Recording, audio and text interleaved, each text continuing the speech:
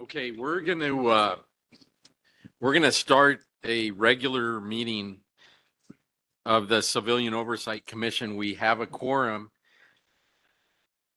Some of our colleagues are stuck on the freeway, but there's no reason that we can't begin. So I'm going to call this meeting to order. I'm Sean Kennedy. I'm currently the chair of this commission.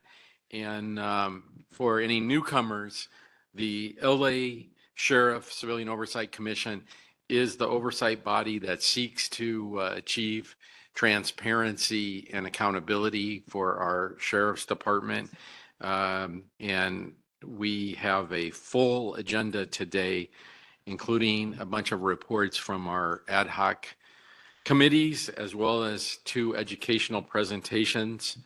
One on the very important topic of the Prison Rape Elimination Act and whether we're complying with it in LA County jails. And the second presentation is on a host of new criminal justice law reforms that I think everyone in the room will be interested to hear about. Even as someone who teaches criminal law classes, I learned some things going through the presentation PowerPoint. So with that, I think we'll begin. We have like formal rules. They're up here, right? Up here. But I just want to say, like, I'm going to give you the short version. The rules are that this commission has frank, hard-hitting, but respectful conversations with the sheriffs. Everyone gets to say what they want to say. We don't shut anyone up or censor people, but we do ask that you maintain our format, which is you can say whatever you believe, but we ask that everyone show mutual respect for each other. I know it's hard, but it's truly the way we get things done, because that's how we get the sheriff here to hear from the community, and for the community to hear the sheriff's perspective on why they're doing things.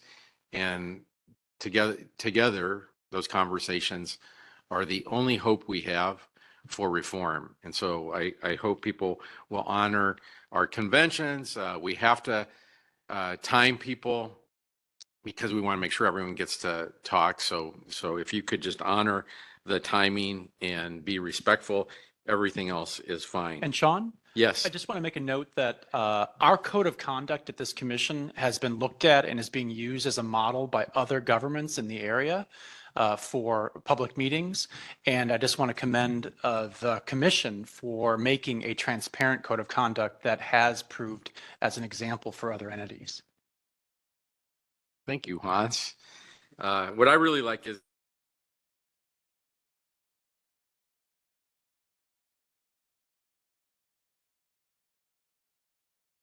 so we need to take the roll, Tracy.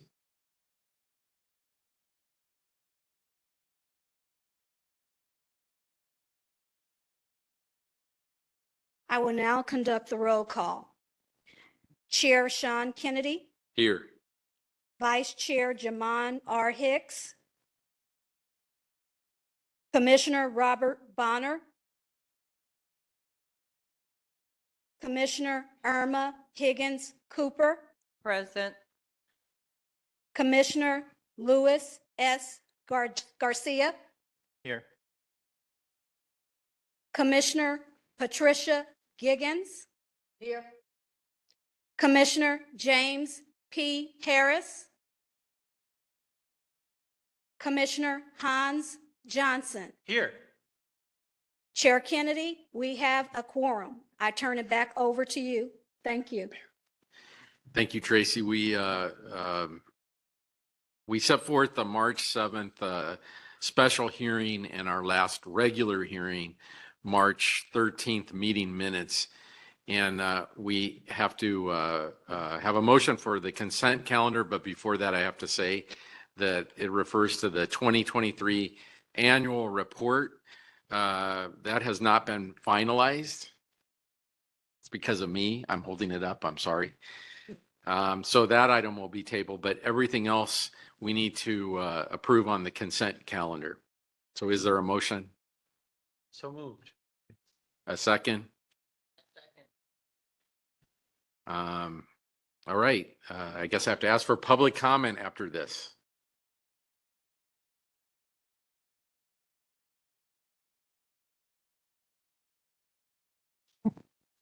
What's going on?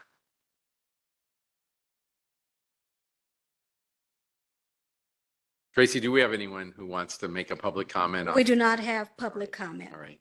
So we don't have anything, and now we move to family impact remarks. For a long time, this commission has given time at the beginning of each meeting for families who are impacted by sheriff interactions with the sheriff or police violence can have a time to address that and speak to us. And we have a family here today to do that. Is that right, Tracy? That is correct. So if you could come forward, the members of the Nunez family.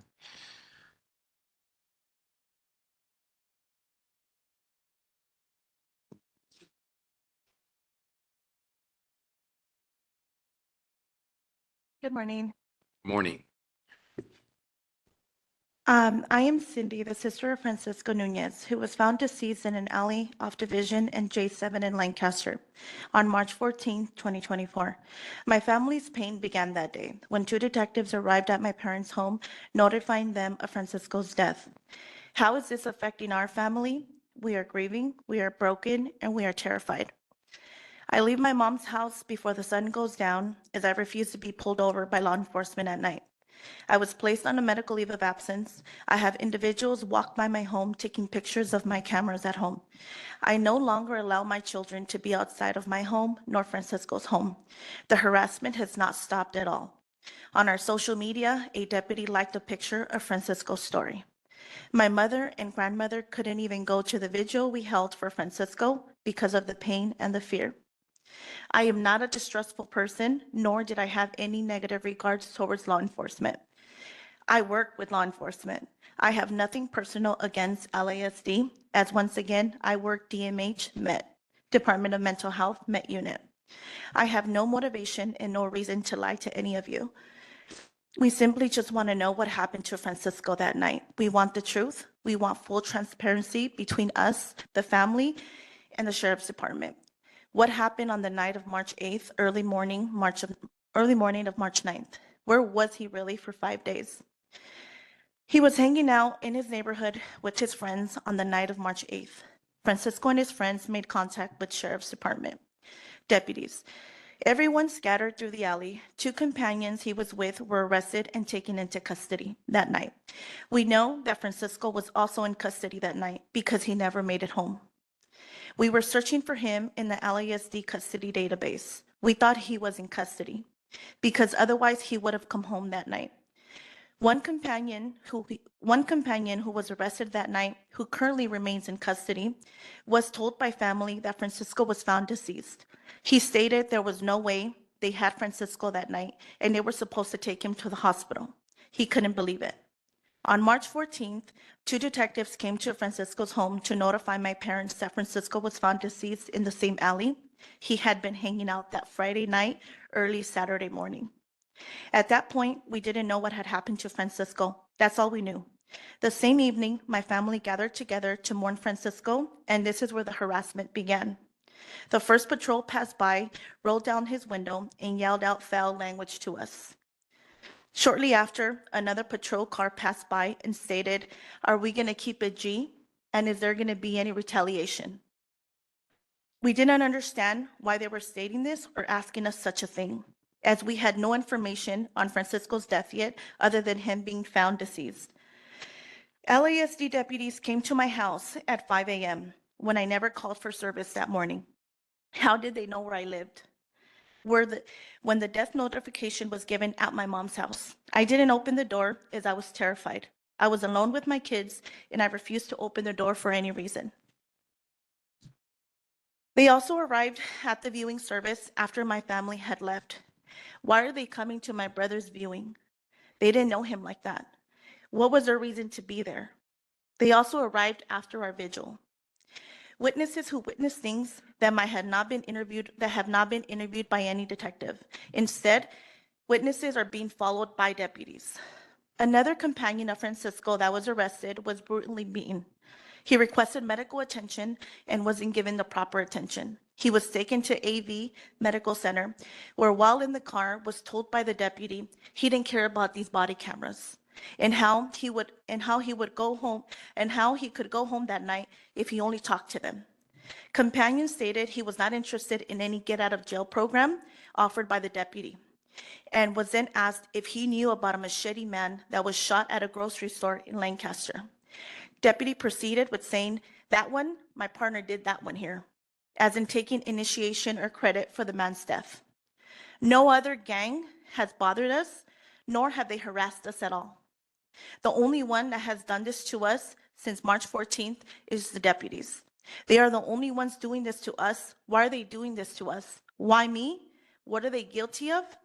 And what do these deputies fear? I used to see these stories on TV, and now we're one of those families. I am here fighting for Francisco Nunez, who was a father to 8 beautiful children, the youngest being 9 months old.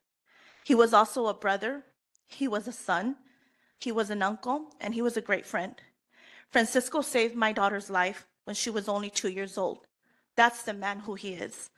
He loved dirt bikes, he loved the outdoors, he loved cooking, he was a man of many, many talents. He is not what law enforcement will portray him to be.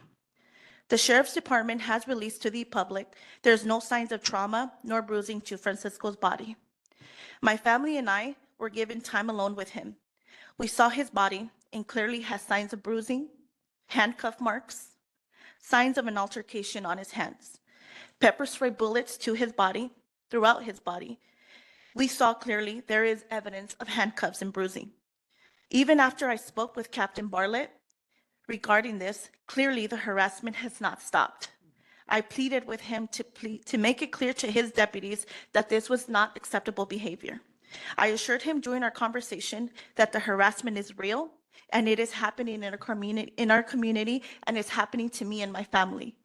He is responsible for what his deputies do while on patrol as the captain of that station. They are doing this to my family under Captain Bartlett's watch. I'm asking the Inspector General to please monitor the investigation of my brother's death and investigation of my allegations of harassment. I'm asking Los Angeles Sheriff's Department for full and clear transparency between us, the family of the victim, and the department and station, which clearly we do not have. We want the truth of what happened to Francisco. Where was he for 5 days? I'm asking Captain Bartlett to make his deputies stop harassing and intimidating against our family. Anyone in the Sheriff's Department that harasses grieving families must be held accountable. To say, here I am, another family being harassed by Los Angeles Sheriff's Department. Thank you. Thank you. Hello, I am speaking a letter from the family. I write to you today with a heavy heart, burdened not only by the loss of my beloved brother Francisco Nunez, but also by the profound impact his murder has had on our family and our community. Francisco was a loving father, a devoted son, a cherished uncle, and a dear friend to many. His sudden disappearance under the watch of the Los Angeles Sheriff's Department has left a void in our lives that could never be filled. The pain of losing Francisco is compounded by the knowledge that his disappearance occurred under circumstances that raise serious concerns about the actions of law enforcement. Despite our desperate pleas for help, the response by the LASD was woefully inadequate, leaving us feeling abandoned and betrayed by those sworn to protect and serve. Francisco's story is not an isolated incident. It is a tragic reminder of the systemic failures within our enforcement institutions that continue to perpetuate injustice and erode trust in our communities. Too often we hear stories of lives lost or shattered due to the abuse of power by those entrusted with authority. We cannot continue to ignore the reality of police misconduct and the devastating toll it takes on families like mine. This is why I am calling for urgent and meaningful reform within our law enforcement agencies. It is not enough to simply acknowledge the problem. We must take decisive action to address it. We need better systems in place to ensure that no further lives are lost due to the abuse of power by the police. Central to this effort is the establishment of independent oversight body, a police for the police, that is empowered to hold law enforcement accountable for their actions. This oversight body must have the authority to thoroughly investigate allegations of misconduct, to enforce consequences for those who violate the law, and to implement reforms aimed at preventing future abuses. Accountability alone is not sufficient. We must also work to address the root of causes of police misconduct, including systemic racism, inadequate training, and a culture of impunity. This requires a comprehensive approach that involves community engagement, cultural competency, training for officers, and meaningful reform to police practices and policies. As citizens of the Antelope Valley, we have a moral obligation to demand justice for Francisco and for all who have been failed by our current system. We cannot bring him back, but we can honor his memory by working tirelessly to ensure that no other family has to endure the pain and suffering that we have experienced. Together, we can build a more just and equitable society, one where all members of our community are treated with dignity and respect, and where power of law enforcement is wielded responsibly and accountably. Let us stand united in our pursuit of justice, and let us never forget the lives that have been lost and fight for a better tomorrow.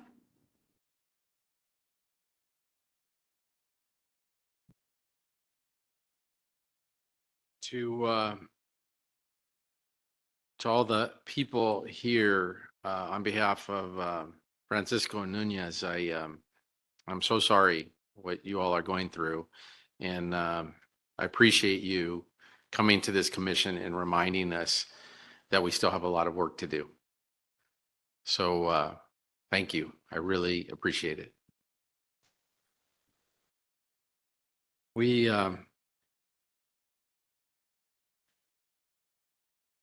have some reports, I guess, now.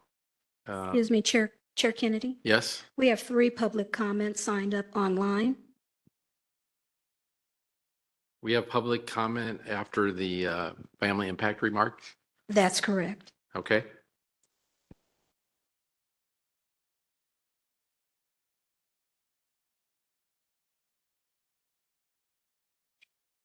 Selena Coleman.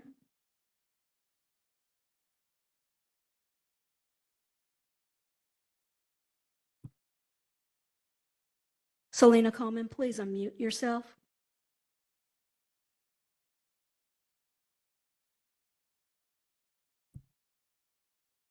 Hello, can you hear me? Yes, we hear you. Okay.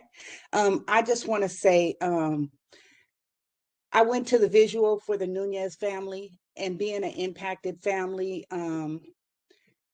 it's saddened to see that we are still going through this.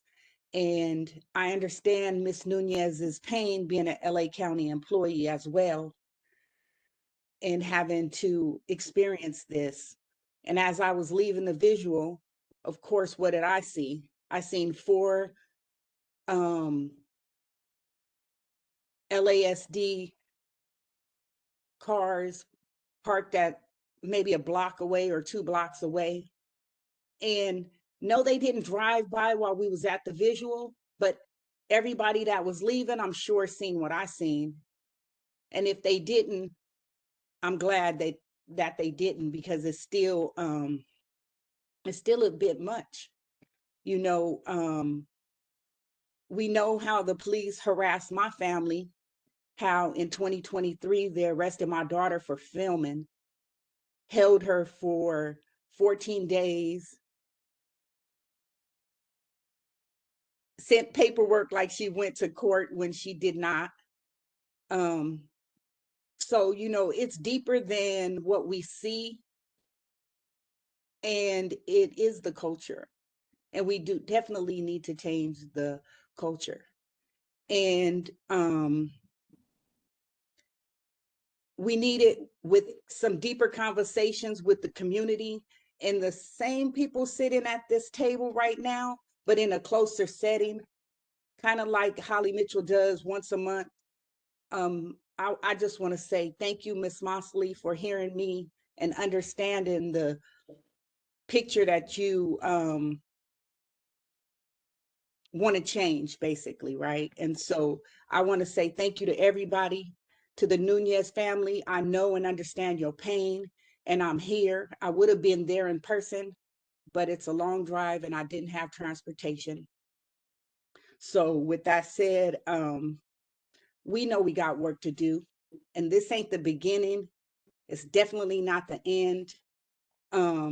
So again, thank you to everybody in this process. Thank you. Next online, we have Julia Martinez. Please unmute yourself.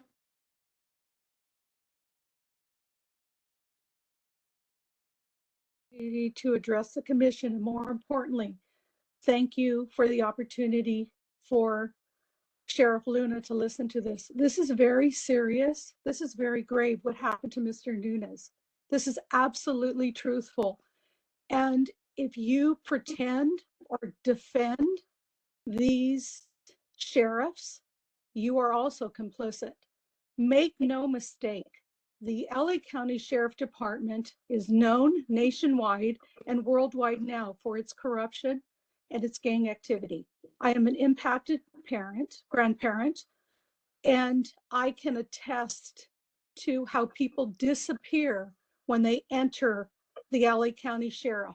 In 2019, my granddaughter was at a memorial site.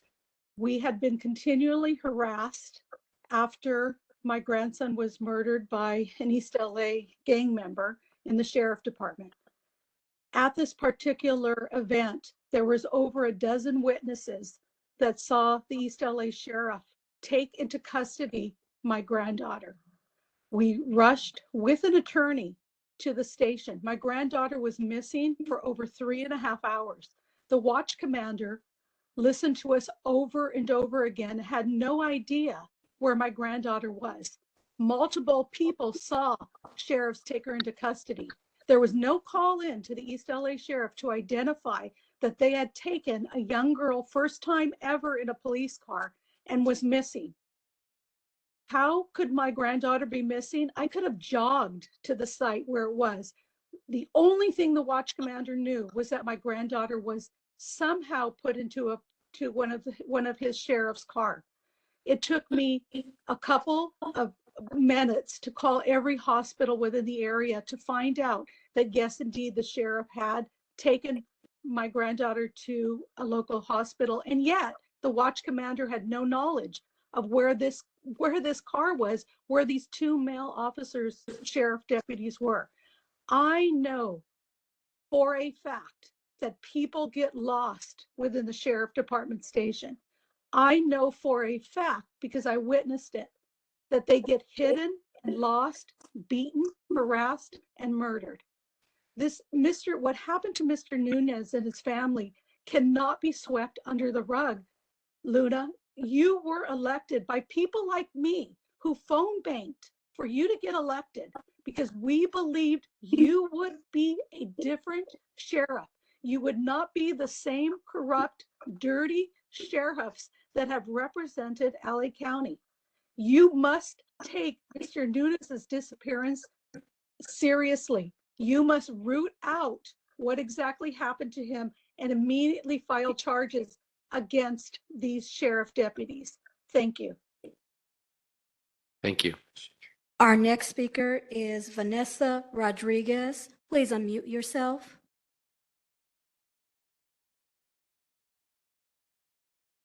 Can you guys hear me? We hear you. Thank you. I am the mother of Francisco Nunez's children. I've known him since I was a little girl. And what has happened to him, I wish that upon no one. I am here asking for justice and for his name to be heard. He was seen by other witnesses with LA County sheriffs. Not only that, this has devastated all his loved ones, his friends, his children. He has boys that we need to help raise to be productive members of society. And how is that possible? It's a two-edged sword right now, because we need to teach them that the sheriffs is good and they are for us. And how are we going to grow and outlive this trauma that happened when it has to do with the people that we cry out help to? This is not only a horrific murder, but is unjust. And as a mother of his children, and as a family, and as a friend, his story needs to be told, and it needs to be investigated. This is the worst thing that's ever happened to any of our families, and I pray that it never happens to anybody else's loved ones. There needs to be a change. There needs to be a hard investigation on this, because this is too many days. And then going out and saying that there is no trauma. I known this man for so long, and there is definitely trauma there. How dare them report that and say no trauma, when we as a family could visibly see the trauma in his face, in his head, in his hands? It is unfair and is unjust. And I would be mindful about the things we say out there, saying that there isn't trauma when clearly, in fact, there is. Now I stand here with the Nunez family, broken and falling apart, trying to hold up these kids that will never get to see their father again. And at the end of the day, it's LA County Sheriff's was the last person that had him. I am begging you, as a mother and as a voting citizen, that we come together and we show hope that there still is a good justice system, and that there is good police out there, and that they are not alone, and that we crack down on the gang police environment that there is, because that's what they are. In Lancaster, they are gang members with a badge. And I'm coming to you today as now a single mother, and I'm asking you, please do not look away and investigate his murder by the LA County Sheriff's Department. Thank you. Thank Th- you. Thank you. We have one more public comment online. Stephanie Luna, please Yes. unmute yourself.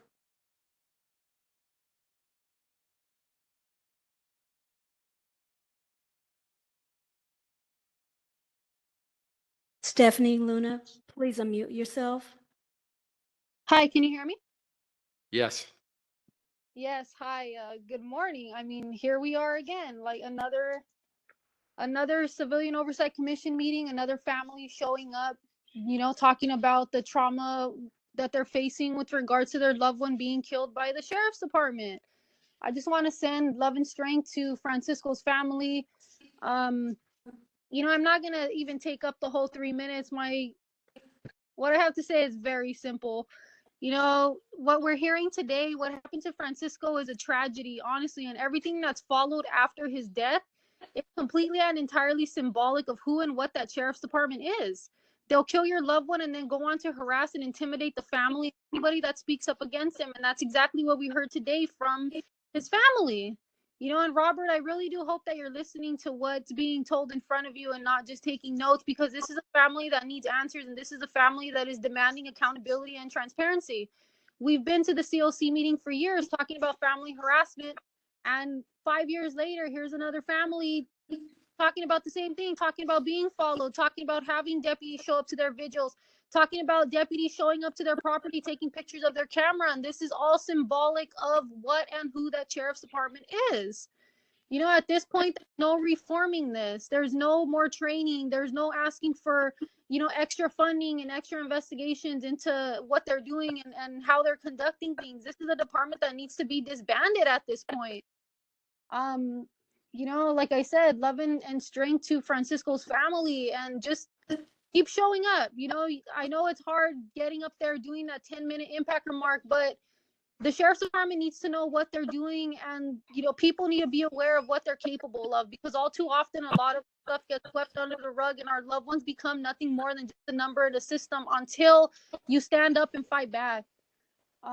Yeah, I don't have anything else to say. Robert, you know, get to work, man. Like, you've been in office for a couple years already. It's time to get to work. Put your boots on, tie your laces, and start working, because you know, people elected you to hold this department accountable. These are deputies under your watch. Start doing something.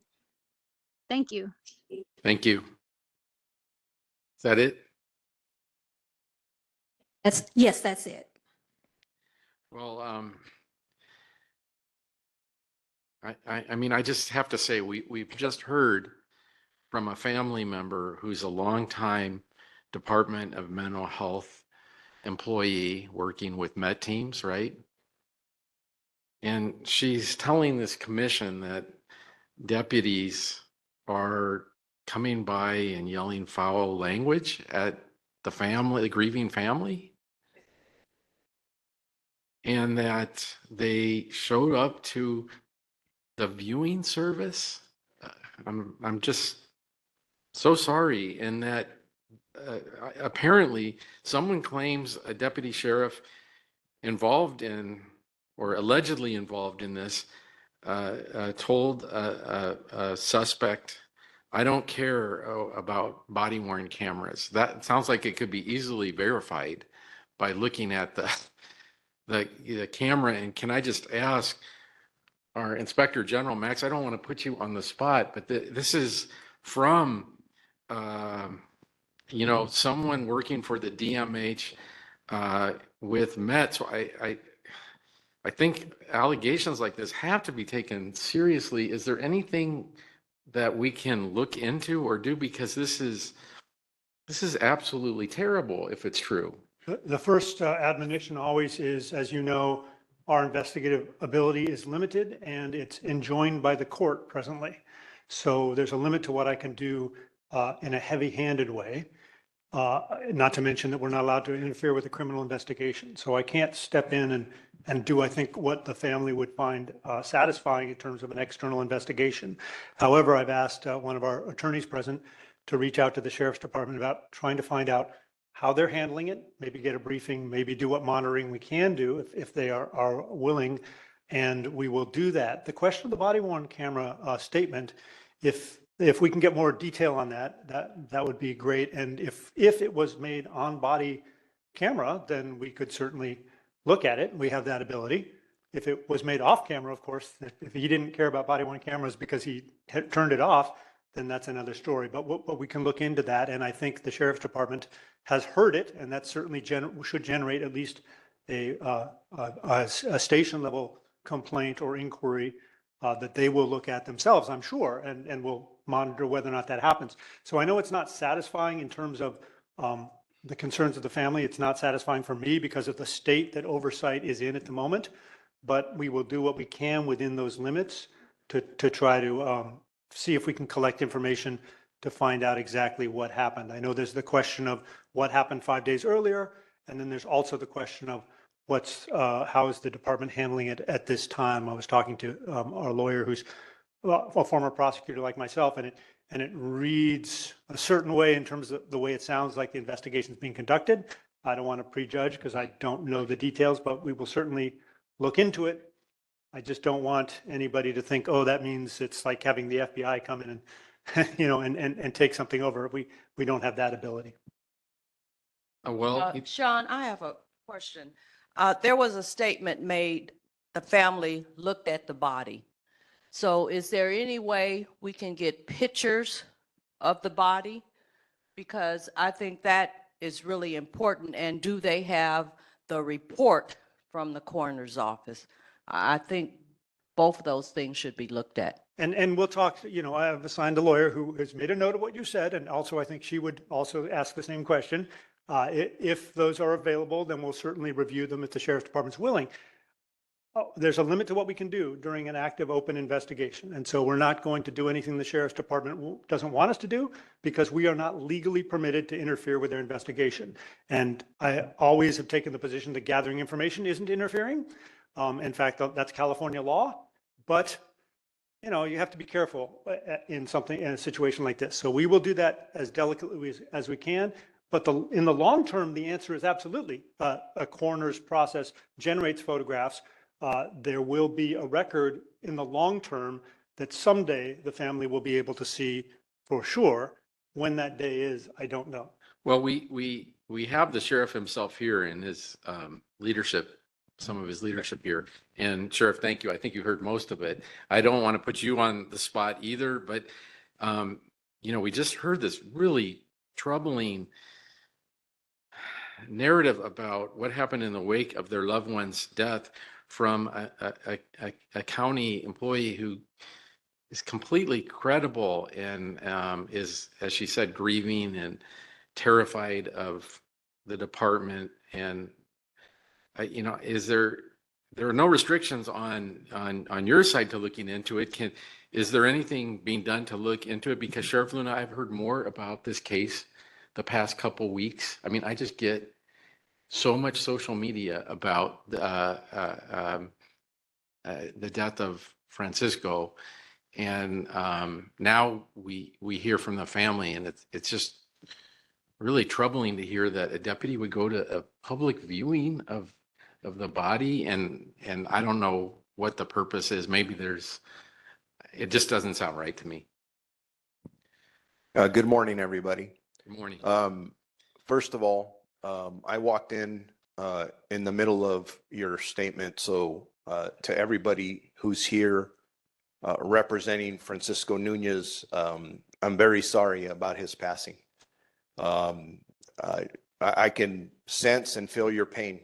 So beyond anything else, that's the most important thing. Secondly, I'm very troubled to hear that you're saying deputies came to a location and they're allegedly behaving this way. If you have video, witnesses, dates and times, I have several representatives here from our department, and we will absolutely take that. That behavior that's being described is 100% unacceptable. We've discussed it in this room before. We've discussed policies against it. Believe it or not, in the past, there hasn't been a policy about that. We drafted one not too long ago, which is also going through what we call meet and confer. That's what we have to do with all of our policies. And but that being said, there may not be a policy specifically against that, but that behavior under different portions of our policy manual would be unacceptable.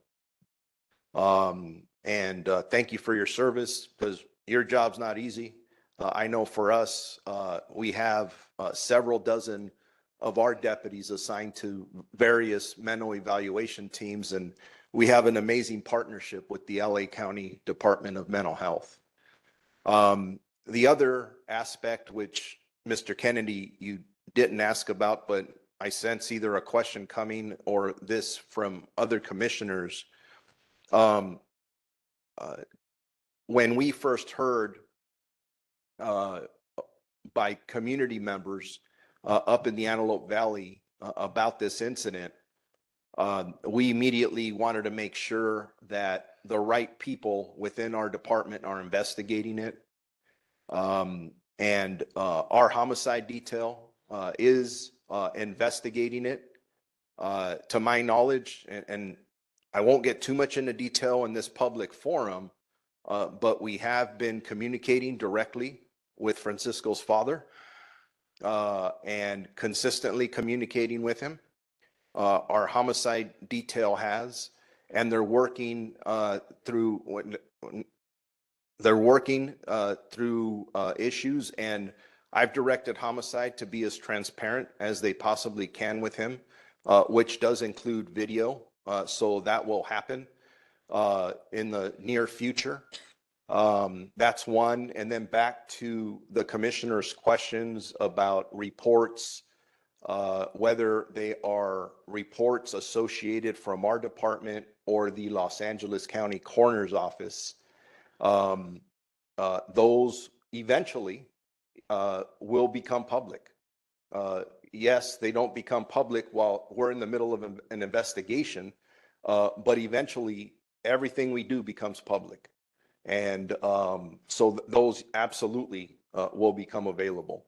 And so, yeah, sitting here, taking it all in, my staff is taking it all in. And what I can tell you is that I will ensure to the best of my ability that an absolute thorough investigation will be done, that will be looked at by other people, and then I'll keep tabs on it myself. But I got to throw this out, and I'm very conscientious about the pain in here. But I got to ask this: if we go through this investigation and we do find out that the death was caused by other means, we've heard a lot of stuff in here, and the bell can't be unrung. So what happens then? So what I'm going to say is that let's allow the facts to come out, and I will absolutely take whatever action needs to be taken depending on what occurs. Okay.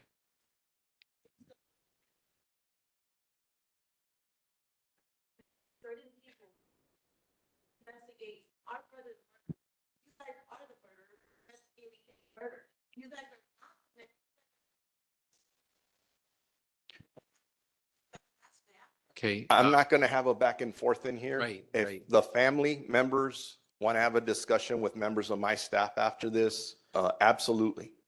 But this is not the place to discuss this. Let's get the facts of what actually occurred. And I will tell you this as a person of faith, I don't turn my back on unlawful behavior or anything else. So Thank you. Thank you. Sheriff, I appreciate you addressing some of the concerns to the Nunez family. I can't, there's nothing this commission can do to erase the terrible tragedy that you've experienced, and I'm sorry. I want you to know that we got you on the family impact agenda to make your statement because everyone here is very concerned about what you've gone through. Mr. Huntsman's office is independent of the sheriffs and often is in conflict with the sheriffs. I mean, it's a healthy conflict. So there are another set of eyes looking into this as well. And this commission obviously is deeply interested in this issue because an autopsy is a public document. It is true the sheriffs have the right to put a security hold on it for a temporary period of time. But you know, we'll try to get you the answers that you crave and need. And Sheriff, I appreciate you looking into this because, you know, obviously your interest is part of, you know, solving the mystery. It's not, there's no answer today, but we're not going to forget what you've told us. And I really appreciate you coming here and telling us what you're going through. And I'm sorry. My daughter is calling me. I'm sorry.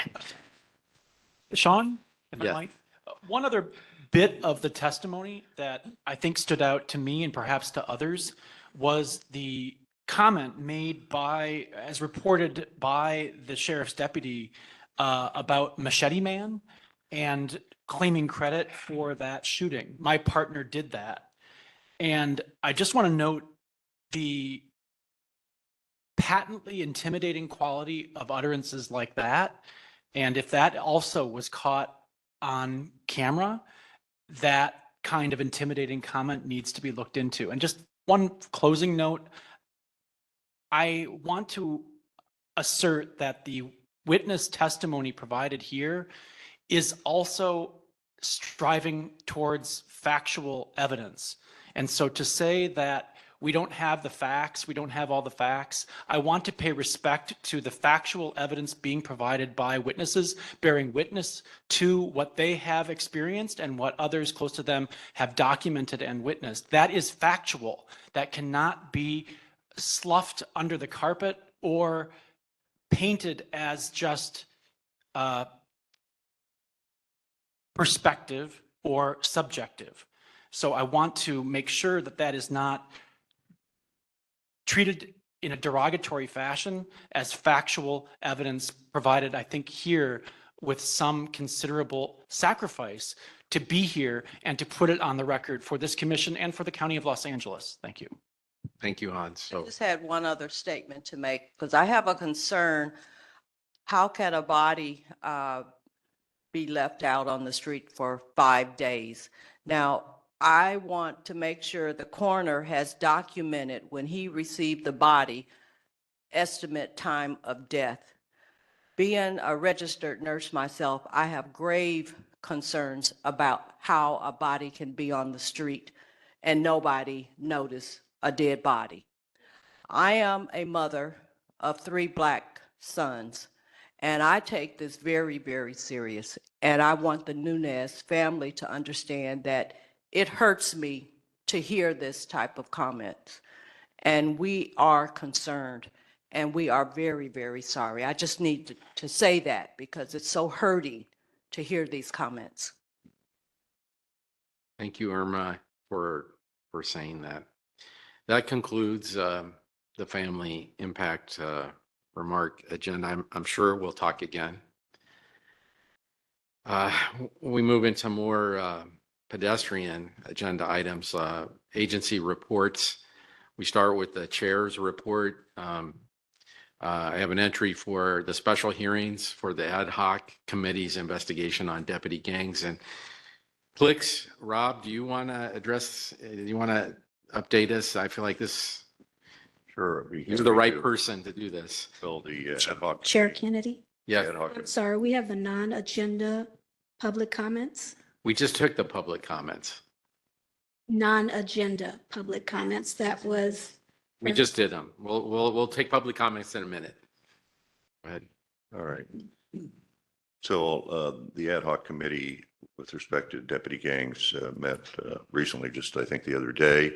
I guess there are a couple of items that I want to share with the full commission and the public generally, and that is that one is that we've taken, we believe, the ad hoc committee believes and recommends that we reissue a subpoena for Mr. Littlefield. We had previously issued a subpoena for him. Our counsel is advising that we resubpoena him. He did not appear on our initial subpoena with respect to his knowledge and information about deputy gangs, cliques, exclusionary subgroups, and so we probably need a vote of the commission on that, by the way. And our council says that our prior vote authorizes this one. All right. I'm satisfied. with that. I'll accept that. And the second item is that we discussed the difficulty. This is partly, I have to give a little bit of background on this, but the Board of Supervisors did request that this Oversight Commission report back to it with respect to information related to the existence, number, and activities of a group calling itself the Industry Indians. And evidently there's been some investigation of that with respect to the internally by the Sheriff's Department. I assume the Internal Affairs Bureau or ICIB, I actually don't know which. But the reality is we, as a commission, were able to get, I would say, precious little information with respect to the investigation from the Sheriff's Department. And certainly the reason that was given by the undersheriff, April Tardy, for that was that the sheriff is not able to share information that implicates potential privacy or confidential interest of deputy sheriffs. And so basically, we're not able to get information. And of course, this has sort of been a perennial and a continuing problem. But let me just say, the long and short of it is that in as much as we're not able to get information actually of in whatever the investigation has been by the sheriff's department into the industry Indians, the committee is recommending that we initiate further special hearings of the Oversight Commission to investigate at public hearings through subpoenas the existence of the industry Indians, how long they've existed, how many of them are there, what kind of activities have they engaged in other than allegedly beating up some teenagers in a parking lot. So in other words, this is apparently, this was a new one to us. We had not heard of it before, but we also know that from former Under Sheriff Murakami, he was well aware of the existence of the industry Indians, had been for over a decade, thought nothing about it particularly, but and the only thing he couldn't do was he couldn't actually remember anybody who actually had the tattoo of the industry Indians on their calves. He never, and of course, he couldn't remember the name of any caveman or anybody else, by the way, which we think is also part of the deputy cliques and deputy gangs. This is omerta. You never identify another mate member. In any event, I'm making this into a bit of a speech, and I want to keep it short. The bottom line is, I'm just informing the full commission that we're recommending that we launch further special hearings of the Oversight Commission that are targeted toward understanding and gathering information about a new deputy gang / clique, whatever it is, the industry Indians. And lastly, let me just say that to do this, we've consulted with the current lead special counsel, Bert Deixler, but I think we're going to need to select from our special counsel group probably another person to lead this investigation. And that's something that the ad hoc committee will be undertaking to identify from our list of special counsel, potentially a new lead special counsel with respect to further oversight hearings with respect to the industry Indians. Sorry to make this so long. I actually wasn't ready to be called on, and I could have been pithier, I think, but that's the report, Mr. Chair. I'm sorry, Rob. I just thought you have such a good handle on it. And I just want to say, we'd love to stop the holding hearings on deputy gangs and cliques, but I just feel like you're right. We don't have any other choice but to reopen those hearings and keep going, because if we can't get a response on a Board of Supervisors report back, I don't know what else to do other than to keep going with our hearings. We also, as is apparent, we are short a commissioner. And so we need to select a commissioner. And I just wanted to say that behind the scenes, a lot of work has been done, and we're almost there. We have 4 final candidates who are going to be interviewed tomorrow. And I'm hoping that this process is near an end and we'll have a new commissioner with a full commission. Now we're going to turn to our executive director's report, and then we'll take public comment on my report and the executive director's report. Here you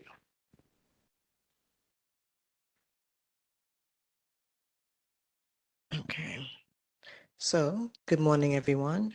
My name is Charmaine Mosley, and I am the Executive Director of the Sheriff Civilian Oversight Commission. My heart is very heavy from hearing your experience, so I want to thank the Francisco Nunez family for being here today. I know it's very difficult to share your experience, so thank you so much for attending this meeting. I just wanted to also let you know that we are trying our best to restructure this commission so that the commission has efficient oversight. So please keep that in mind and also continue to attend. I want to also thank our partners, community members who are also here, as well as staff from the Office of Constitutional Policing.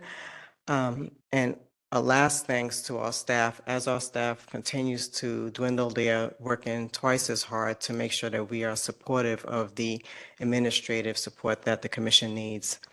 We have been continued to be very active in providing support to the commission, as well as working on items in the strategic plan. That's keeping us very, very busy. The other thing is that our ad hoc committees, whose members have been putting in a lot of time gathering information and data to help improve LASD's operations where needed. As mentioned in our last meeting, and I just also touched on this, we do have 2 vacancies in our office. We're trying our best to fill those vacancies as soon as possible. One is for a community manager position, and the other is for a community engagement specialist position that will align with the commission's mission.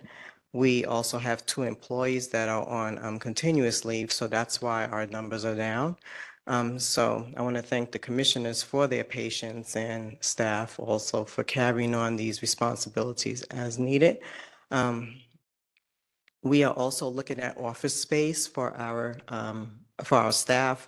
We really have to move out of our current office because we are on a month-to-month lease, and we don't know, we might be, I don't want to say kicked out at any time. But we're trying our best to make sure that we secure our office. We went ahead and we toured the Vermont corridor earlier this week, and as well as another office suite over on Figueroa Street. The office suite that's on Figueroa Street is kind of old and outdated.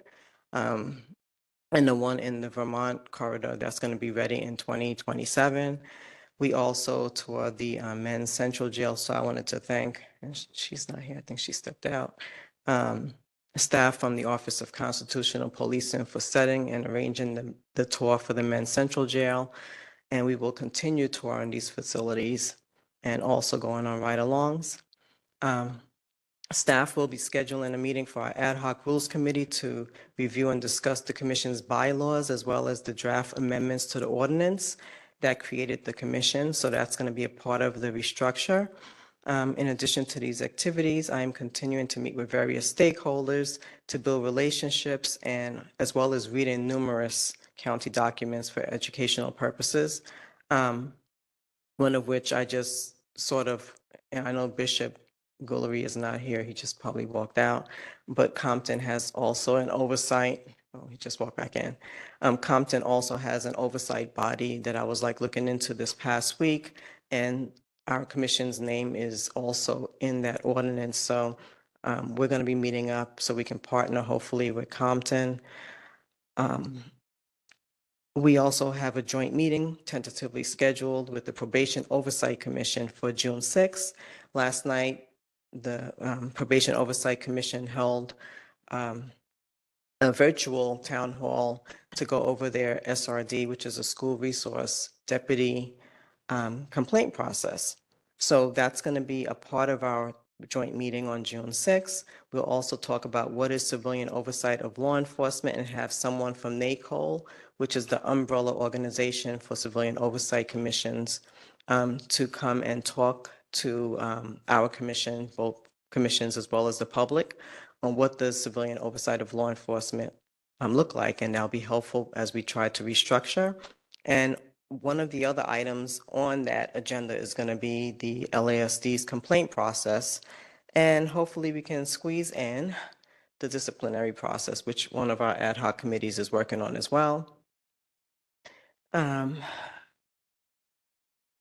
At next month's meeting, hopefully we can have someone come and talk about the complaint database, which is on LASD's website right now, and provide an explanation of how we can, what does the data mean that is on the website?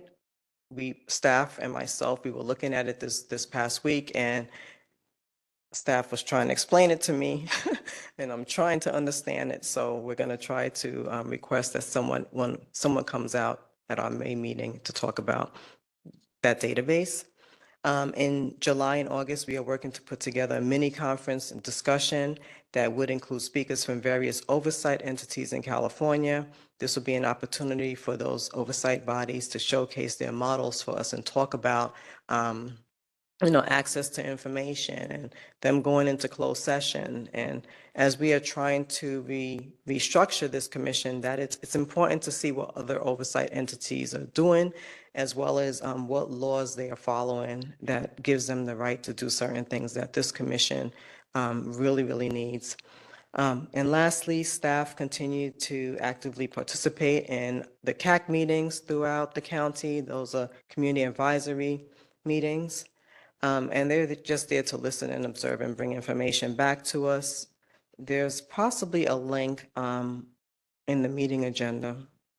I think there's a link in, well, we'll get an update to the commissioners and email that out. And also under my report lists a few of the community and LASD events that was attended by myself and staff since our last meeting in March. So that completes my report, Chair Kennedy. Thank you. Thank you, Charmaine. Tracy, is there any public comment in the wake of the last two agenda items? Yes, we have 4 in-person comments and 2 online. We'll start with the in-person. We have Vanessa Perez.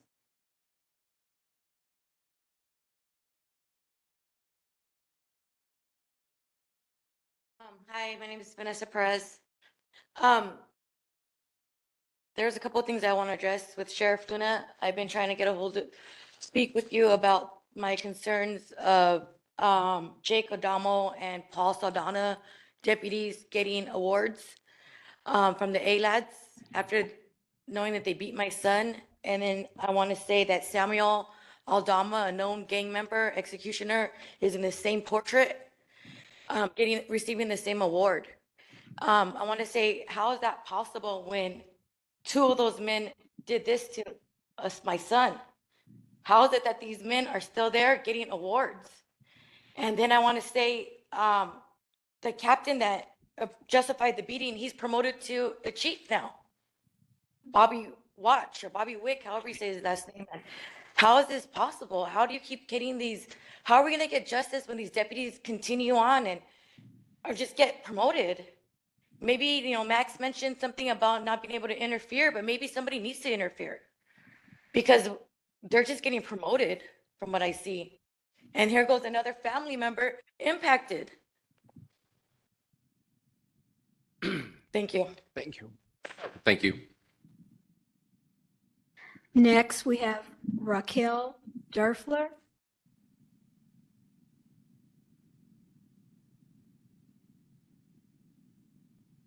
Good to know that Sheriff Luna is here. That's wonderful. So I was really aghast.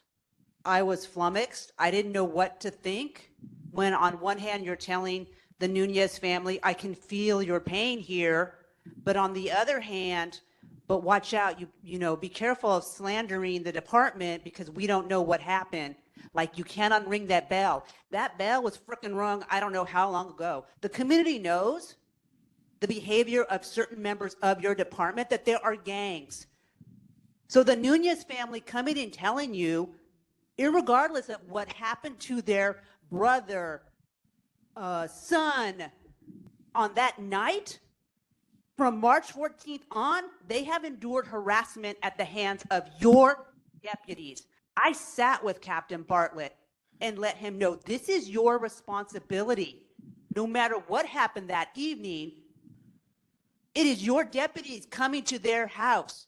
It is your deputies, I'm gonna say it, the day that he had the death notification, told them to fuck off. So yes, I did say that, but that's your member saying that. I'm shaking right now because you sit there and you don't understand this. You don't want to understand this when there's a family here.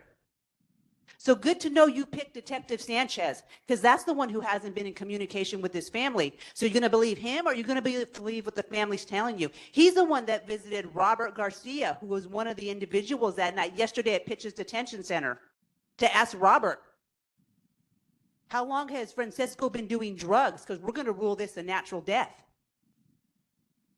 Robert, how did you see what was happening? You were running.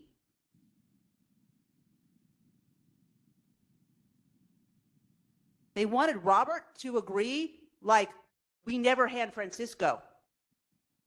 Robert held firm and said, no, you had all three of us, but we're the only ones here that you are in custody.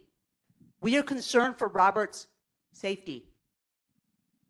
He had a phone call with Cindy on the 30th of March. From that day on, he has not been allowed visitors. They cannot make appointments to visit him. I went on the site this morning to try to make an appointment to visit him. He's not allowed visitors. His PIN number is not working to collect calls out. His grandmother called pitches. They said he is allowed visitors. Why are they not allowed to schedule visits? Why are they working so hard to change the narrative of what happened that night if your officers were not involved? Why are they harassing this family? So what kind of sick person, if your officers were not involved, do this to a grieving family?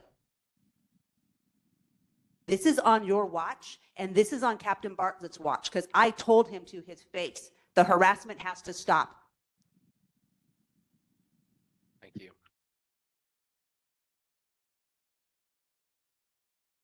Next, we have Bishop L.J. Guillory.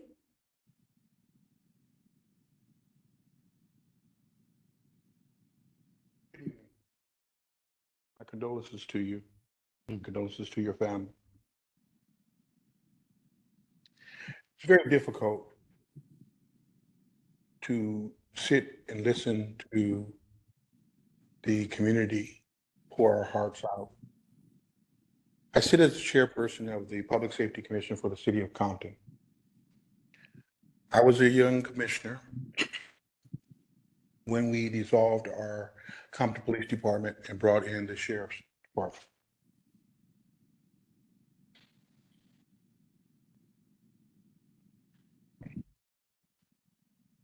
We live in a country where we're very blessed to be able to have distinguished men and women who take your time to come and be appointed to a commission to hear the community as an oversight for the Sheriff's Department. I think we're very, very blessed to be able to have families that can come and share their experience. And many people may not understand when you are traumatized. I see all young women here. And that's, for me, women have always been the safeguarders of our communities. Sheriff Luna, I understand that you're in a very, very different position because you're the sheriff of Los Angeles County. It means you represent everybody here in this county. You also represent a group of men and women who put on that uniform. We have to always remember that we're a family. And when one part of the family is hurting, we need the elders to be understanding. And this is a place where they can share their pain. I do believe that Commissioner Kennedy and the other commissioners are going to utilize the resources that they have to ensure that all of the things that happen and all of the things that there are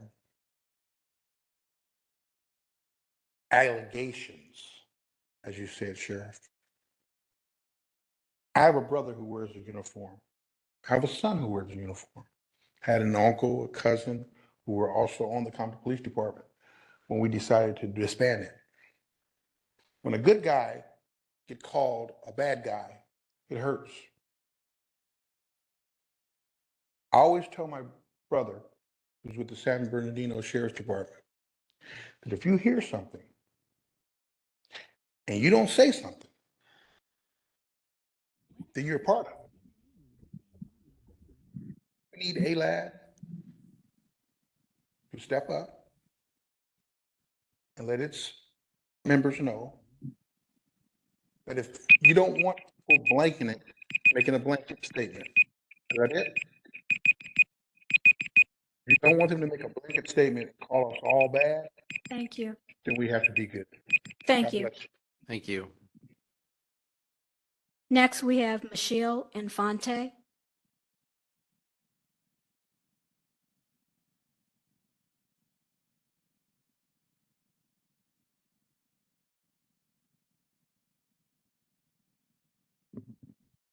First and foremost, I want to tell the family how sorry I am about your brother. I hope that organizations like ours and all the families and everyone else here can help make a difference and find you justice. My name is Michelle Infante. I'm not going to say the organization I'm with because they might not like what I have to say today. y- Sheriff Luna, your deputies rape women. They bring in drugs to our jails. They beat our community. Obviously, they murder our community. You have deputy gangs. Your deputies plant evidence on people. They retaliate, obviously, numerous families. They lie in investigation reports that represent nothing but lies to families like these now. They have to sit and wait for an autopsy report to be done when a lie is going to be put on a piece of paper and they're going to expect that they're getting justice. It's appalling to stand here for 10 years and go through Jim McDonald, Villanueva, and now you, Luna. You haven't really done anything to help these families. You've come up here and you've made comments that are disgusting. You tell a family after you tell them how sorry that you are about their loved one dying, you tell them that if there's a lie on their part, are you expecting them to give you an apology? Like, who are you? What kind of deputy are you? You said you were going to come in here and help these families. You need to recognize that you have deputy gangs all over the place. They lie on reports and they wreak havoc on families mentally. And what do you do? What does anybody do to support that? Nothing. And people talk about mental health. Look at the families that have been destroyed by your department. You're never going to go in there and pluck out all the bad people because you continue to accept all the bad people into your organization. So you should come up here and explain or sit there or stand up and tell the families what you're going to do to make a difference this time around because you haven't done anything. You haven't done nothing. Thank you, Michelle. Tracy, anyone else? Yes, we have 2 online. The first online public comment is from Vanessa Rodriguez. Please unmute yourself. I spoke earlier, but I did want to make a comment to your statement, Deputy. You're telling us to go ahead and be prepared to unring that bell. Sir, our children and our families are impacted by the LA Sheriff's Department. I was there visiting from very far, and I seen from my own eyes that people with unmarked cars go by their house. Your sheriff's department, there are gang members. They're not known of it, but I feel in my heart you need to investigate who you have on your team and who is out there, because those police officers, they are undercover gang members. That's who they are. And it is going to be a dry day in hell when you investigate your own people and you see that we are telling the truth. It is so sad for me to have to sit here and tell my kids you have to be a public member of society and be productive when it's the own sheriff's department with a badge and a gun and a police car, and they are gang members. That's what they are. They are gang members, and you need to investigate and be mindful of the things that you say in your statement, because we serve a big God, and he's gonna show the truth. And my heart is heavy for the little statement that you said, because it is a fact. They are driving by and they are gang members. Please be mindful what you say as my family is sitting there in front of you. Look at their faces and look at their hearts. We are broken and we demand justice, and we demand that their badges be taken and they serve a life sentence for what they did. Thank you. Thank you. Thank you. Next, we have Dana Moore. Please unmute yourself.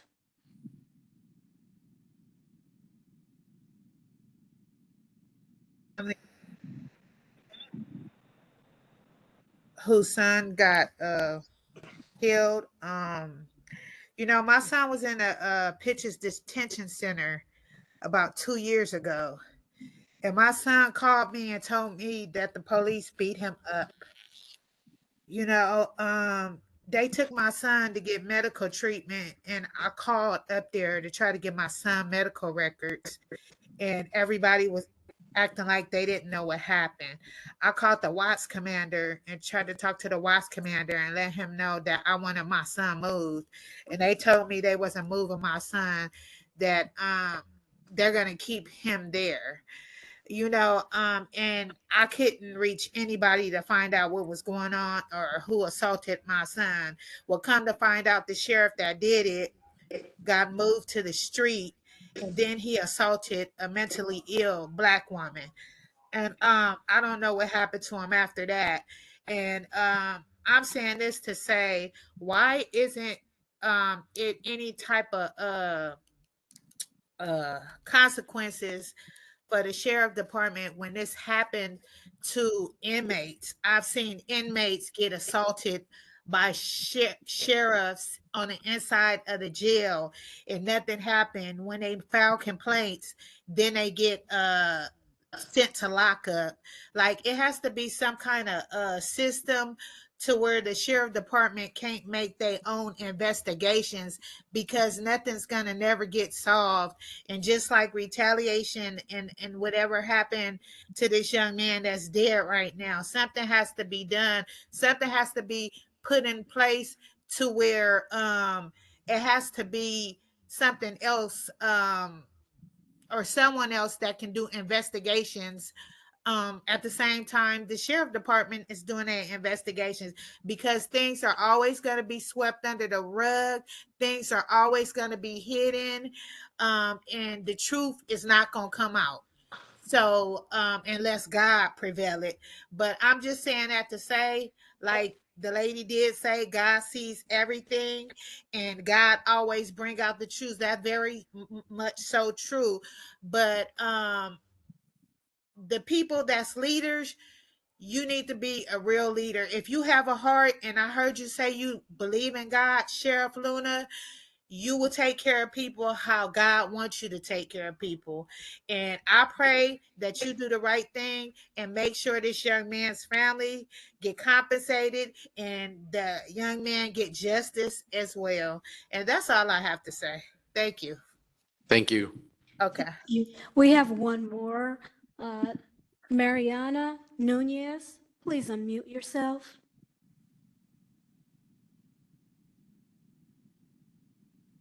Hello? Yes. Go ahead. Okay. My name is Mariana Nunez, the daughter of Francisco Nunez. And this is hard for me to sit here and watch this Zoom call, this video call, and hear that, oh, we need to get our facts straight. And, okay. Me and my siblings, the third day I got there, the first day I'm there, we have cops coming to my grandma's house. We have cops giving me dirty looks. We have cops giving me a little hand, like if they're at prom, telling me they feel famous, this and that. They know what they're doing. These cops know what they're doing. These gang cops know what they're doing. It's time for you guys to actually look and sit there and see who is on your side. These cops that you guys give badges to, you need to really check them. You need to really see the ink that they have on their hands. You really need to see who they are. You guys are putting them out in the street, putting other families in danger. No, that is not right. That is not okay. That is not okay. My family is hurt. My siblings are hurt because we go and we see these cops are harassing my family. They are driving by, giving us dirty looks, laughing at us. They know what they're doing. They know exactly what they're doing. It reeks. It reeks my heart and it reeks my soul, because that was my father. That was my father. Every person that had came to that candlelight that had came to the vigil and came to the burial, he meant something to them. And for low life cops that hide behind a badge, thinking they can take him away, yeah, you guys are going to see how strong of a family we are. How strong of a gang we are to get his justice. To get his justice because he's not here. He can't talk for himself. Your cops know what they were doing. They knew what they were doing. But it's only time for you, Officer Luna, to really look and to really see who you have on your side, who you call your buddies and your sheriffs. They took my father away from me. They took him away. I will never be able to hug my dad. I will never be able to see his beautiful smile because that man had a beautiful smile. It hurts. So the words you say to my family who was there for us, who was there for all my family, please watch what you say. Because you might not know what your officers are doing out in the streets. Thank you. Thank you. No further public comments. Well, I think we should just acknowledge the heartbreaking situation, and I guess all of us work harder to change the situation. Chair Kennedy, might I ask, this is the second bit of testimony today that we heard regarding abuse at the Pitches Detention Center and of conditions there that may undercut accountability and safety of incarcerated people there, and the possibility that visits may be used to intimidate detainees in North County facilities. And I just want to ask if it's appropriate for this body to communicate with supervising officers at that detention center to ensure the safety of detained people who might be, or incarcerated people who might be witnesses, and to perhaps make a copy to the supervisor of the 5th District, whose district these facilities are in, so that there's a record of the concern of this commission for the integrity of people and their safety and of the availability of testimony from those witnesses. It's extremely disturbing to hear evidence that there might be efforts to intimidate or falsify witness statements in this manner. And for us not to act with evidence placed before us, like the testimony today and like the caller has provided, I think is worrisome unless there is a documentation of the concern that we might share. Well, first I want to say we have the chair of the Sybil Brand Commission here with us today, as well as a fellow commissioner from the Sybil Brand Commission. So maybe when they are up, we could talk about strategies for dealing with it. But definitely we can come up with some kind of a letter. And maybe Sybil Brand, our friends from Sybil Brand, will also have ideas for how we can address the situation. Sheriff, I don't know how long you're here. You're next on the agenda. So we could take a break, or if you're going to have to leave, we could do your agenda. I feel like we've really had some difficult conversations, so let's take a 10-minute break.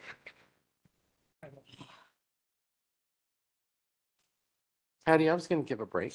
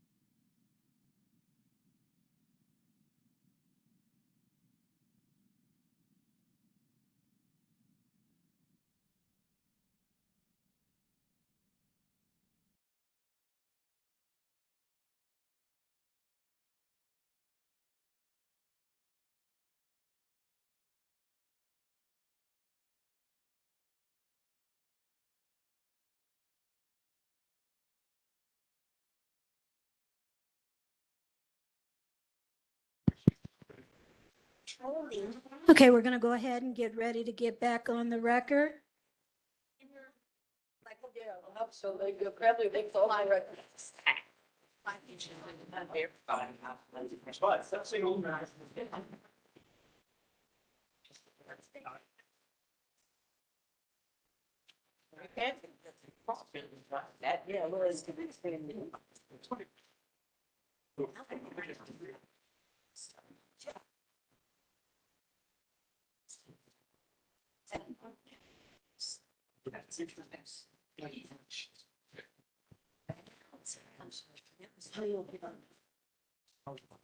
You know, it's a really populated.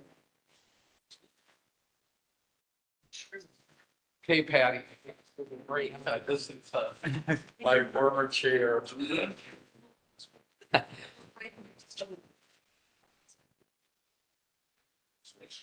Hey. You're doing a good job.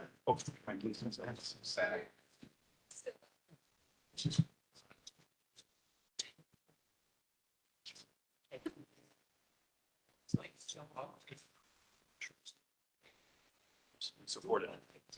You are support it.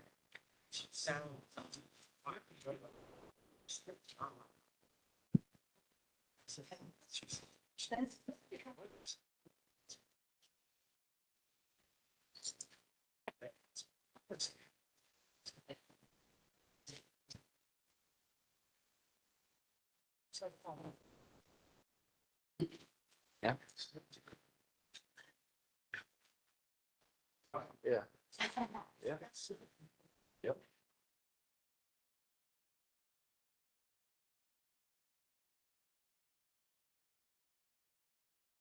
I said, what's my shoe?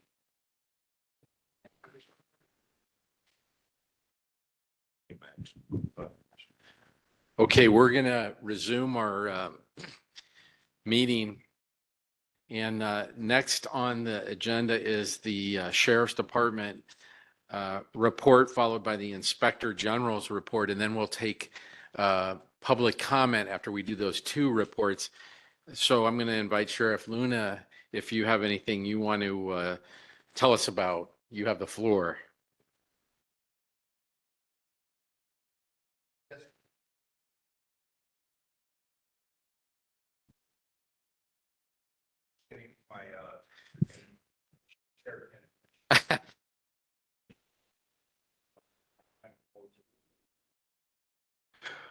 Now my microphone works. We can hear you, Sheriff.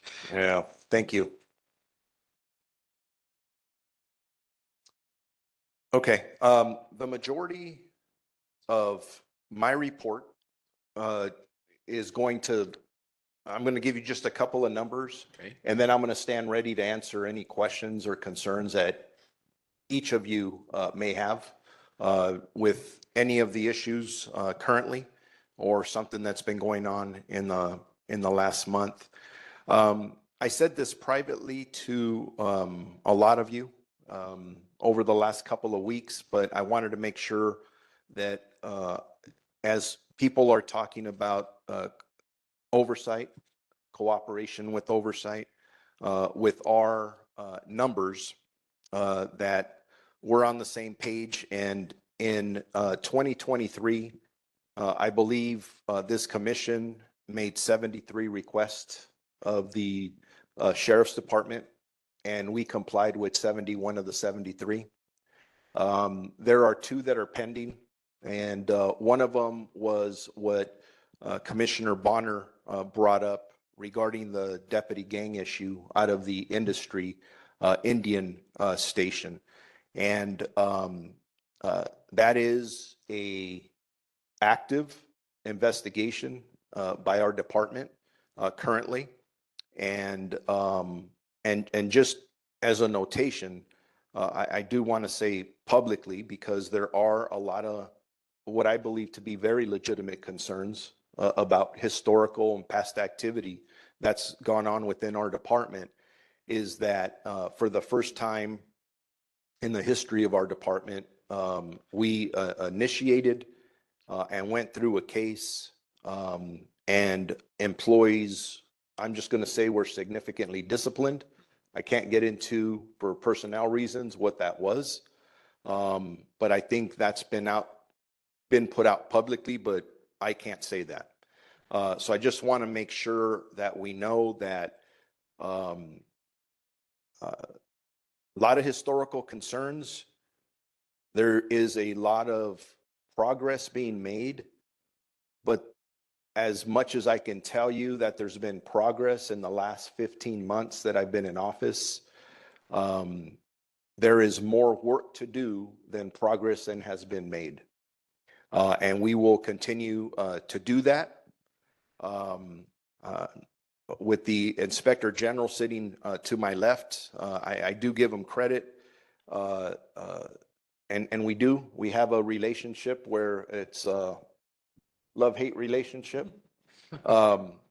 And we don't agree on everything, but as I've told him, as I tell all of you, I do believe in oversight. I want you guys to be effective. It's something that's very much needed, not just in our department and law enforcement in general. But as I say that, I give him credit because recently we had some training because he brought an issue to our attention, and he'd been bringing it to our attention, and it was systematic change in the way we interview in our internal affairs process, about being able to really dig in, give our people adequate training so we can get to better factual information to hold employees that are found guilty of information accountable. And we started that training, and we're progressing through that. And it's a work in progress, as I've stated earlier. A lot of work being done, but I'm proud of the work that we're doing. And then I just wanted to touch on a couple of other things other than the statement, because it's been out there specifically in the media that we don't cooperate specifically with this commission. So those numbers should make a difference. The numbers of requests that you have made recently, I want to say they're at about 24-ish. And I think we're trying to get you 3 or 4 different reports that we're still working on. Please remember, as you ask us for reports, one of the significant weaknesses our department has is the lack of technology. A lot of our information is not push button. We have to go back and do hand searches. So sometimes it does take a little bit longer. If I reported this before, I apologize, but I do want to say, and again, in the spirit of making progress, that our deputy involved shootings for 2023 were down 35%.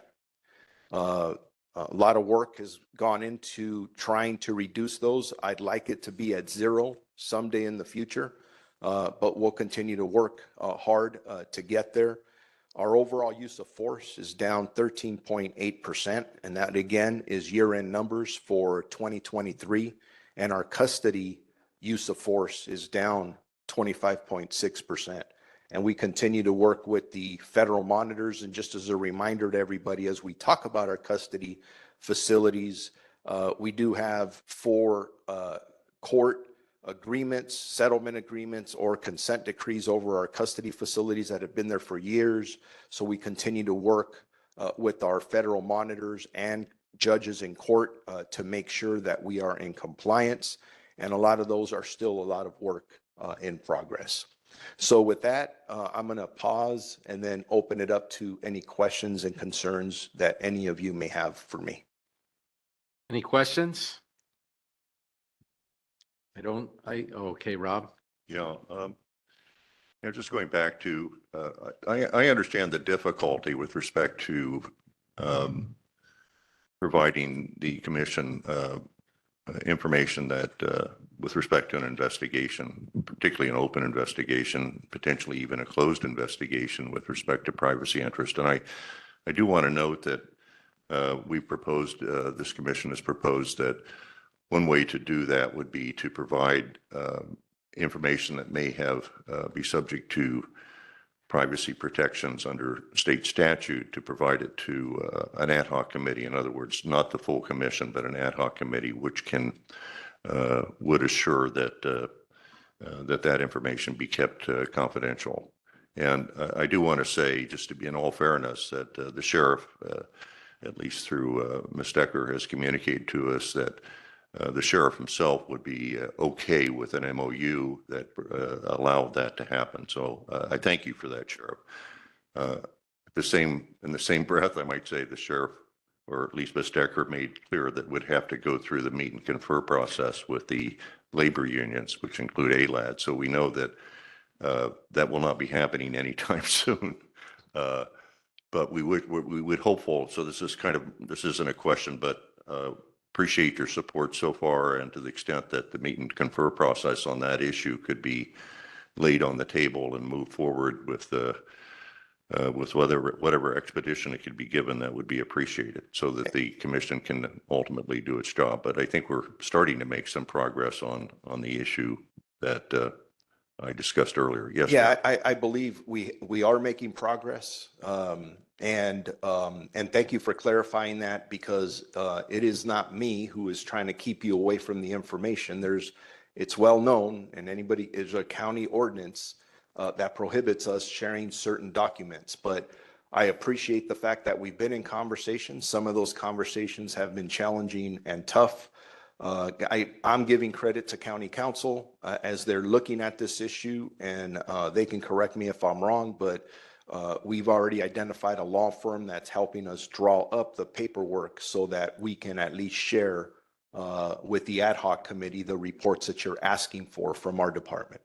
So that work continues. Yeah, and I might say that we have actually received a draft memorandum of understanding and a proposed confidentiality agreement that commissioners on the ad hoc would be signing. So we have received that too, and that looks appropriate based upon my review. I want to say this though. Nevertheless, since we can't, and we're probably not going to get access to the investigation, the investigative reports, what's been done to date with respect to the industry Indians. We know that 2 deputies were involved in misconduct, whether they were part of the industry Indians and tattooed gang members of that deputy clique, deputy gang. The reality is that we don't know that investigation, and this is what is concerning, I believe, to the ad hoc committee and to this commission, that it actually includes a broader investigation of the industry Indians, right? Not just the misconduct, that one incident that we all became aware of in the parking lot, where certainly gang-like, it's to beat up on citizens, even teenagers at a parking lot. That is gang-like behavior by 2 what we believe to be 2 tattooed members of the industry Indians. So, but having said that, and I guess there are limitations on what you can say, but I'll just say I understand and I applaud the fact that not only was there a pretty rapid and good and thorough investigation of the incident in the parking lot, but I applaud the fact that my understanding is, and you don't need to respond to this, Sheriff, but the 2 deputies that were members of the industry Indians that were involved in that assaultive behavior were fired by the sheriff. So that's at least known, hopefully, within the department, that you're taking a tough stand on people that are engaged in misconduct, whether or not they're associated with deputy gangs. But I applaud that. So other than that, I have one question, or maybe it's something you could help with, and that is, I know there are a lot of requests that are made, and hopefully we'll be judicious in making requests, but the ad hoc committee on the discipline process does have a request of the department for 13 items of information and or documents. We've said we'd be happy to receive that piecemeal, but as I sit here today, it's been over a month and we haven't received any information under that. And I hate to burden you with this, I really do, but unfortunately, I don't know what to do to get this started, because the ad hoc committee on the discipline process is in full swing, and we need to have at least parsed out to us some of the information we're requesting. That is, by the way, does not implicate at all any privacy or confidential issues, insofar as I know. Yeah, we can assist in any which way we can. I've got to check with my staff. I got to play air traffic controller because there are multiple requests. I've got to figure out if that's your priority, or if that's this commission's priority, is I'll put the other ones on hold and then we move that up. That's what I've got to check with the staff, because in all the requests, and again, I want to make it clear to everybody that the majority of this commission's requests are being fulfilled by my staff. And each request includes dozens and dozens of pages of documentation. So if that is something that we haven't done yet, I'll try and figure out what the delay is. And it could be back to the hand searching thing, but no excuses. We'll figure it out. I appreciate that. To see what you can do. I really, I would appreciate your at least making an inquiry. Thank you. Hans?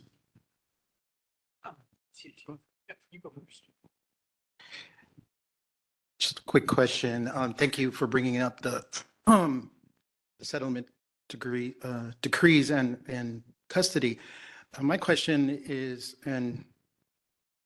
related to the recent board motion with regards to scaling up the mental health assistant program, forensic inpatient units. And I know there was some benchmarks on the sheriff's department side.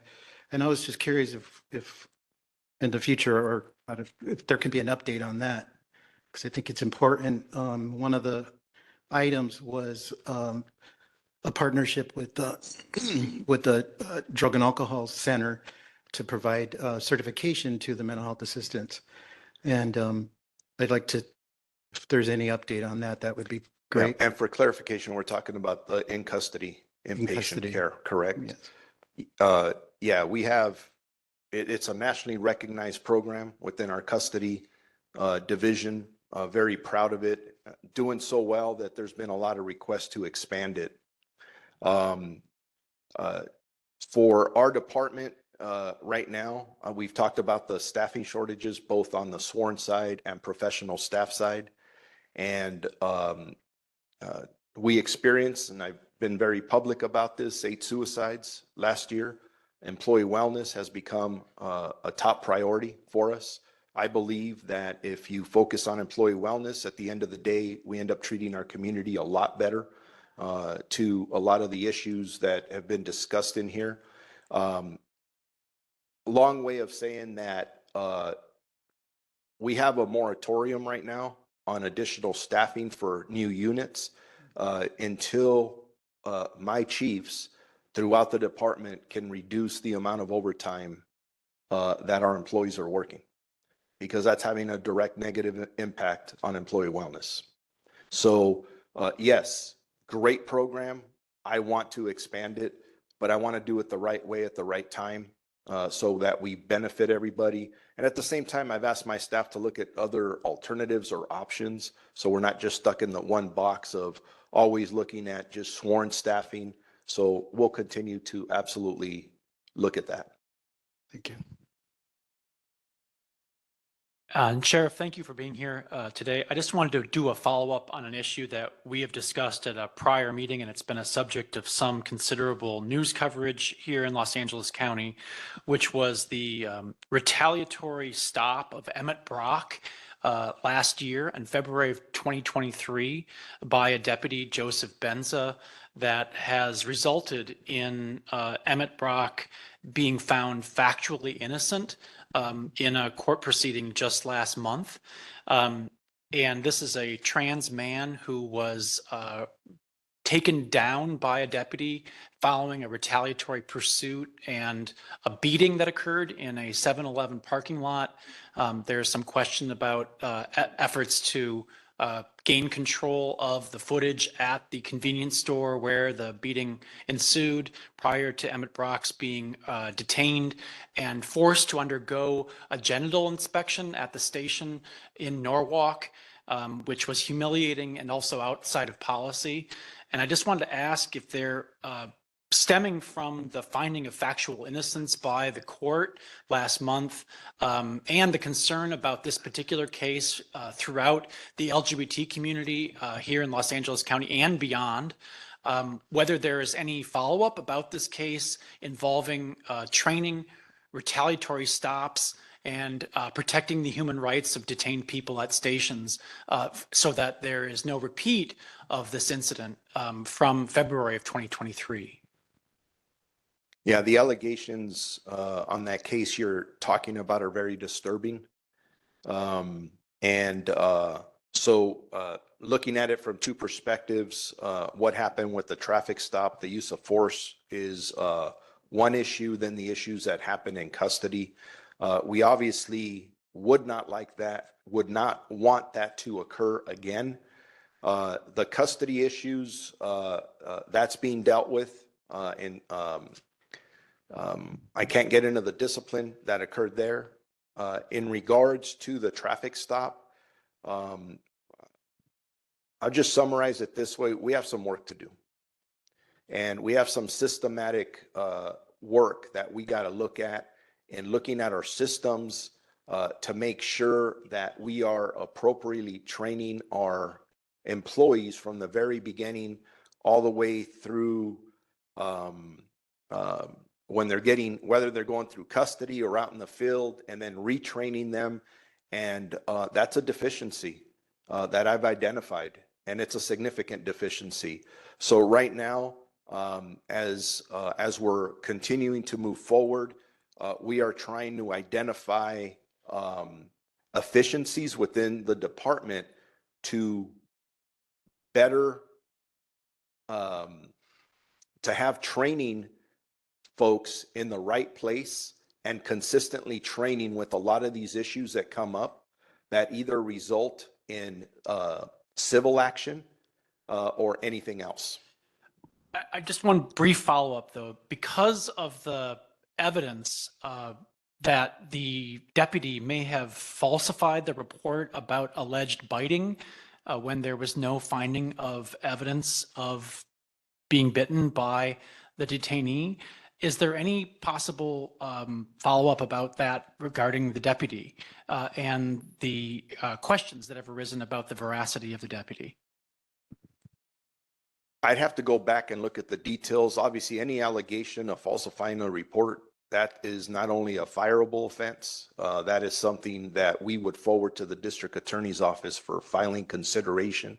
I think that when you are looking at these incidents, for anybody who says, well, you don't do anything about your own, there was a very well publicized story yesterday in the media of administrative action that we took on a deputy who was accused of stealing. And we dealt with that administratively and forwarded that case to the district attorney's office, and they filed felony charges on that deputy. I just use that as an example because we would follow the same path on the case that you're talking about potentially. Okay, anyone else? All right. Sheriff Luna, you said that the shootings, the deputy involved shootings were down 23% last year? No, they are down. I think they were down 35% last year for year end 2023. Well,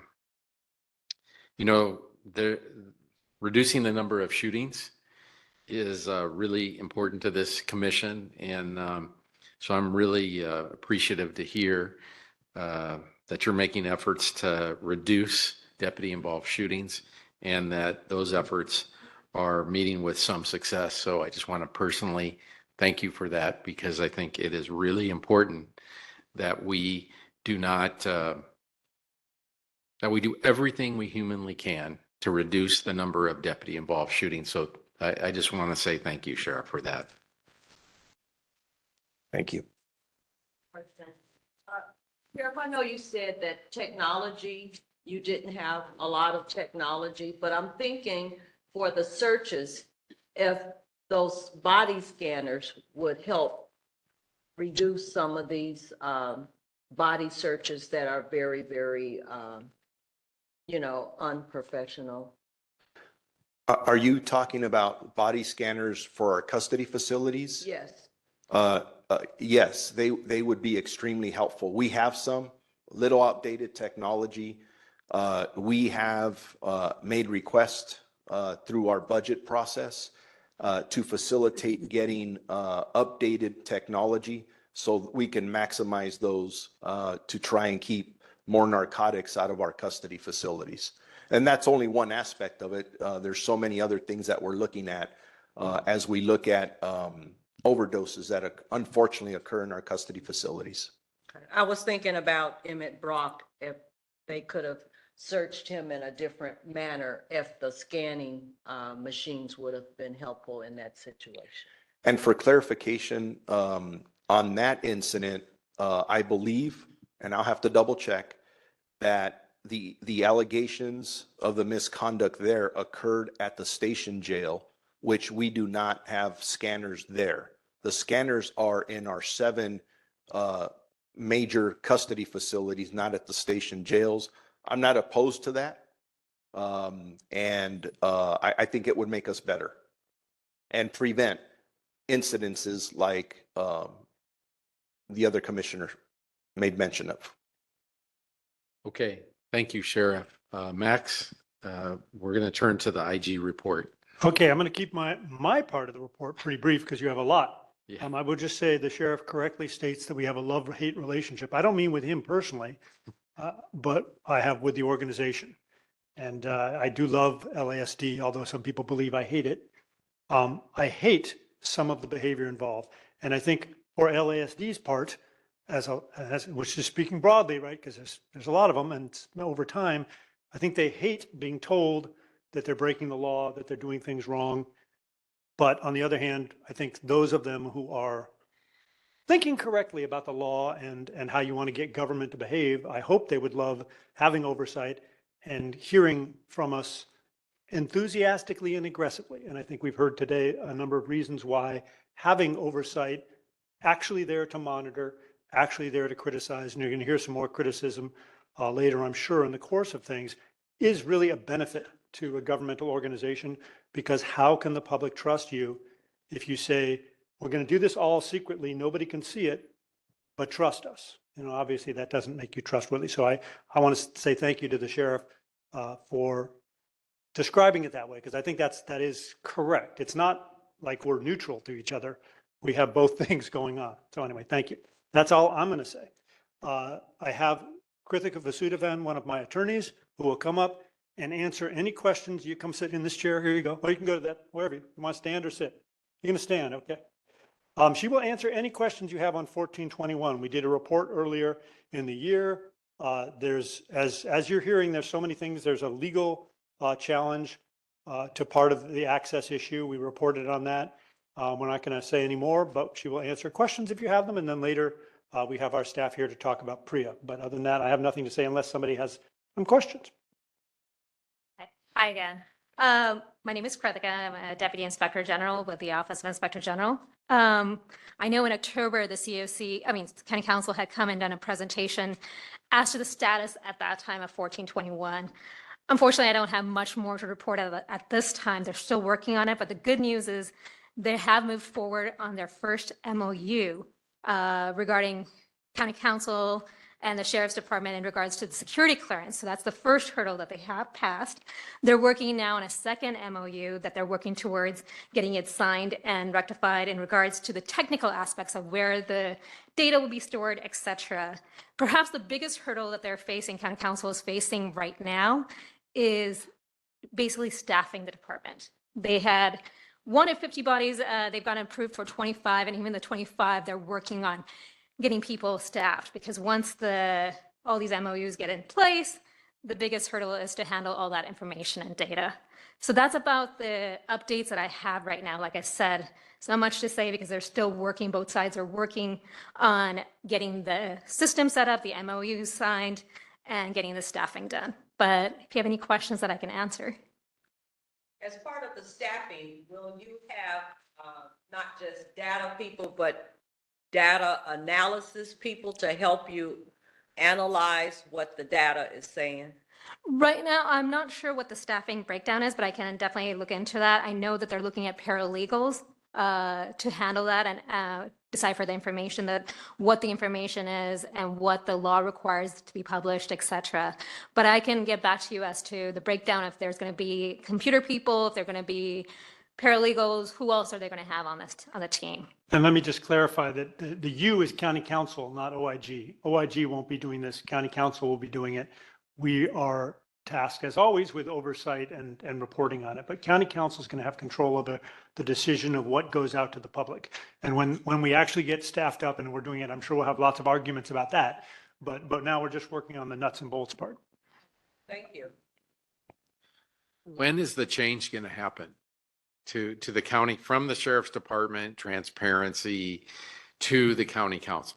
I think the first hurdle is the MOUs that need to be signed as to how to handle the data. The first MOU has been signed between the two parties, and they're working to getting the next MOU signed. So they're hoping that this can all be rectified soon, and then begins the process, I think, of, okay, we're going to get the data. Do we have the staff to handle the data, to post it, et cetera? So unfortunately, at this time, I've not been provided an update of an exact date of when all this will happen, but I'm hoping, and they seem hopeful, that hopefully by the time the next report, which is coming out in July, hopefully we'll make some more headway into this. Did the MOU that you are referring to, did it have to go through the meet and confer process with ALADS? I'm not sure if they had to, but I'm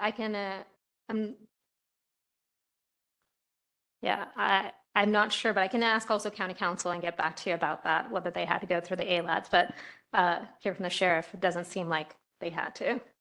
Sheriff, do you know why ours has to go through bargaining, but this one doesn't? I mean, if you know, you may not know that. Let me double check that for you, Okay, just to confirm I'm 100% accurate. okay. Any questions? Thank you. Thank you.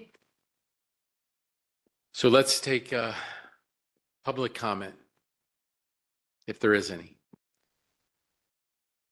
Yes, we have 4 in-person public comments and 2 online.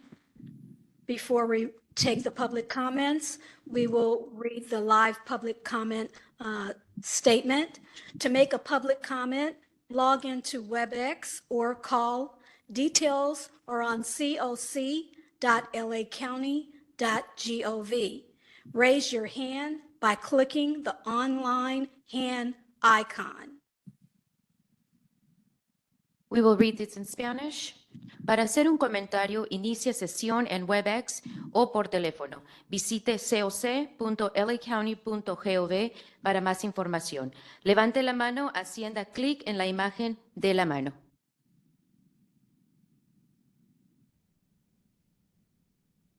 Our first speaker is Mia Key.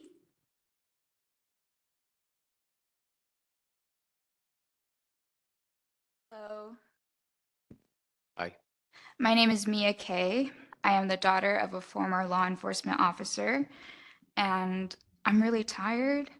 I'm tired of being here. I woke up at 4:30 a.m. to be here, and unfortunately, some of us were still tardy. But I'm tired of going to vigils. I'm tired of going to funerals. I'm tired of going through hours and hours of footage of impacted families telling me how their loved ones were brutalized and murdered. I'm tired of holding the children of the people murdered by the LASD because their parents aren't here to hold them. I am tired of you coming into my home, my neighborhood, my community, and devastating them. Your complicity is an admission of guilt. So tell me, Robert, keeping it G Luna, where's your tattoo? That's Just for the record, I don't have any. right. I just want to throw that out. Okay. Thank you. Next speaker is Raquel Derfler.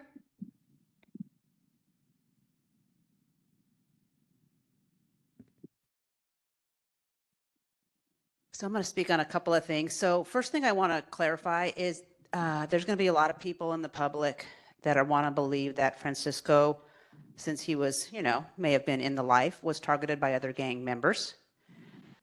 I can assure you that none of those gang members have been harassing the family. No one's taking credit for what was done to Francisco, as we know happens. You do that to warn the other gangs, like, hey, we've retaliated. So once again, we don't have proof, right? We don't have a video of this happening, but who else on the day of the vigil would come to Francisco's house, take his bike, pull it apart, and leave those pieces right where his body was found? Who would take one of the posters that we had for the vigil and leave it at the doorstep of one of his friends, if not to warn people, don't talk? If the deputies were not involved, Luna, why is so much effort being put into trying to intimidate the family? So that's my question to you. Commissioner Cooper, you had a question, like how could a body lie out there from early Saturday morning to Thursday with no one noticing? You're exactly correct. So when we talk about this being in an alley, people think, oh, this is like a dark thing you see on TV, right? Like no one's there. Oh no, this is a well-traveled alley. It's basically another sidewalk. So we went there to set up for the day of the vigil. I was there at 11 a.m. in the morning. Tons of cars go down this alleyway. People walk where he was supposedly was laying for all those days. An individual that was with Francisco that night that was able to, obviously, we admit we're running from the police. He didn't hear from him. So he went back on the morning of the 9th to look like where they had been hiding. His body was not there. So that's how we know that it's a lie when they're saying his body lied there for all these days. We don't know how he died. Someone placed him there after he died. Now I'm going to another subject. So this is actually in regards, if someone could find out why the Palmdale Station dispatched 6 officers to a Keppel School Board meeting on Tuesday. There was a call for service. The board president, I guess, felt somehow threatened by Wynette Cullors, another board member and also co-founder of Cancel the Contract. 6 deputies and a sergeant, I believe, were dispatched to this school board meeting. So that meant that there was 6 officers. We talk about how we're understaffed. So they were not there to help the community because they all rolled up to a school board meeting, and then an officer stood behind Wynette Keppel during the rest of the school board meeting. So who's abusing their power? And why are 6 of you at a community school board meeting is my question. Thank you. Next. Next, we have Cassandra Hernandez. And I'm reminded that the comment is on the prior 2 reports.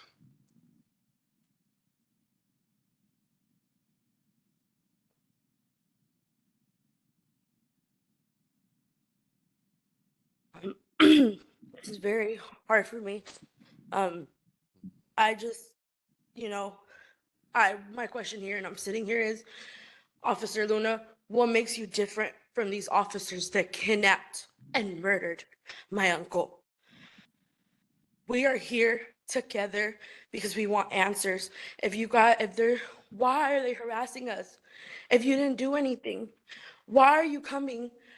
At my grandma's house, I'm there. You're coming up to me. The officer came up to me and told me that my little brother, 16, and my cousin, 16, were drinking. If they were really drinking, you would have arrested them or done something. They were walking on the sidewalk in front of my grandma's house. So why are you finding things? Why are you harassing us? My other brother, he's not here. He couldn't make it. He was in the alley where his uncle was dumped, and the officers detained him because they found out who he was related to. They ran him in the system, and obviously he was clean. He is a 19-year-old boy. Why are you putting him in the cop car and handcuffing him? And then another cop comes, ask your uncle about me. Oh yeah, he knows about me. Why would you say stuff like that? And then telling his brother there's not going to be retaliation? If there's nothing foul play, then why are you telling the family that? I don't understand. Our system is so messed up, and we hear this change, and you see all these things that happen to these families. You see these kids getting murdered, police brutality, and nothing has been done. And I'm asking you here from my family to other families that are here, and I'm sorry for all your guys' losses, and you guys are victims. Please, please do something about it. And something needs to be done. And I'm sitting here asking myself, what makes that officer different from the officers hiding behind that badge and took my uncle? Thank you. Thank you. Next, we have Bishop L.J. Guillory. Why do I have to always follow this family? Because I'm here. First, giving honor to God. You know, we live in the best country in the world. Could you imagine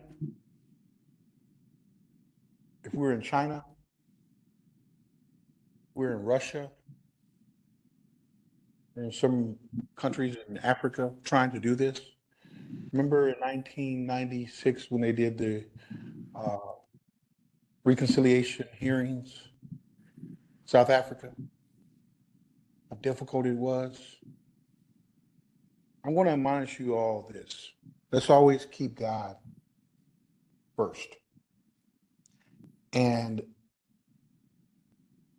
through the commission, God has given you great responsibility.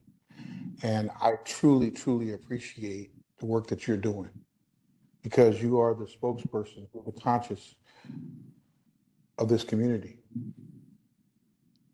This country has been through a lot. It's going through a lot. Inspector General, I thank you for your professional ability to be able to communicate, as I told you, and say the things that need to be said. Family, on behalf of Sheriff Robert Luna, and this is from a father, a grandfather, an uncle. I was born and raised in Compton. You're going to have public officials that are elected.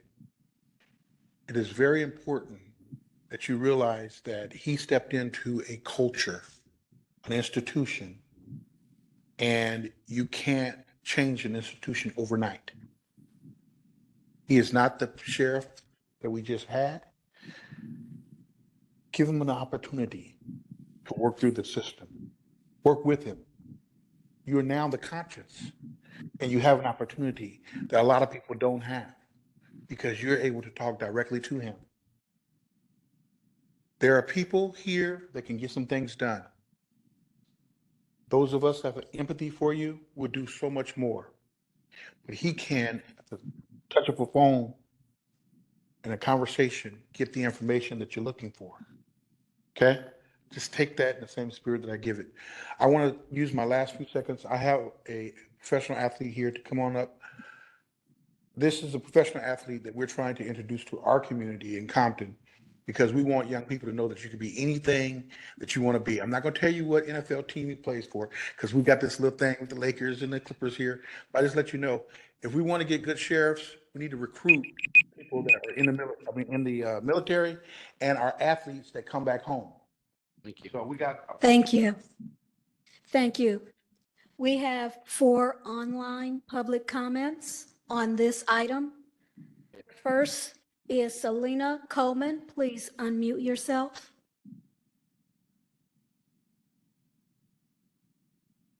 Hi, I just want to say, I know that the task of Luna is a big task. I've been dealing with this for over 8 years, and I've been going to these oversight meetings off and on, lately more on than off.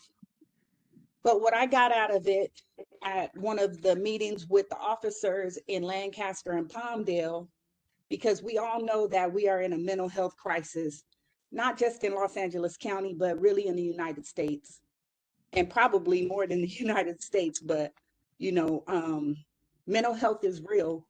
And so I know that Lancaster has one trainer for the MET training type of thing.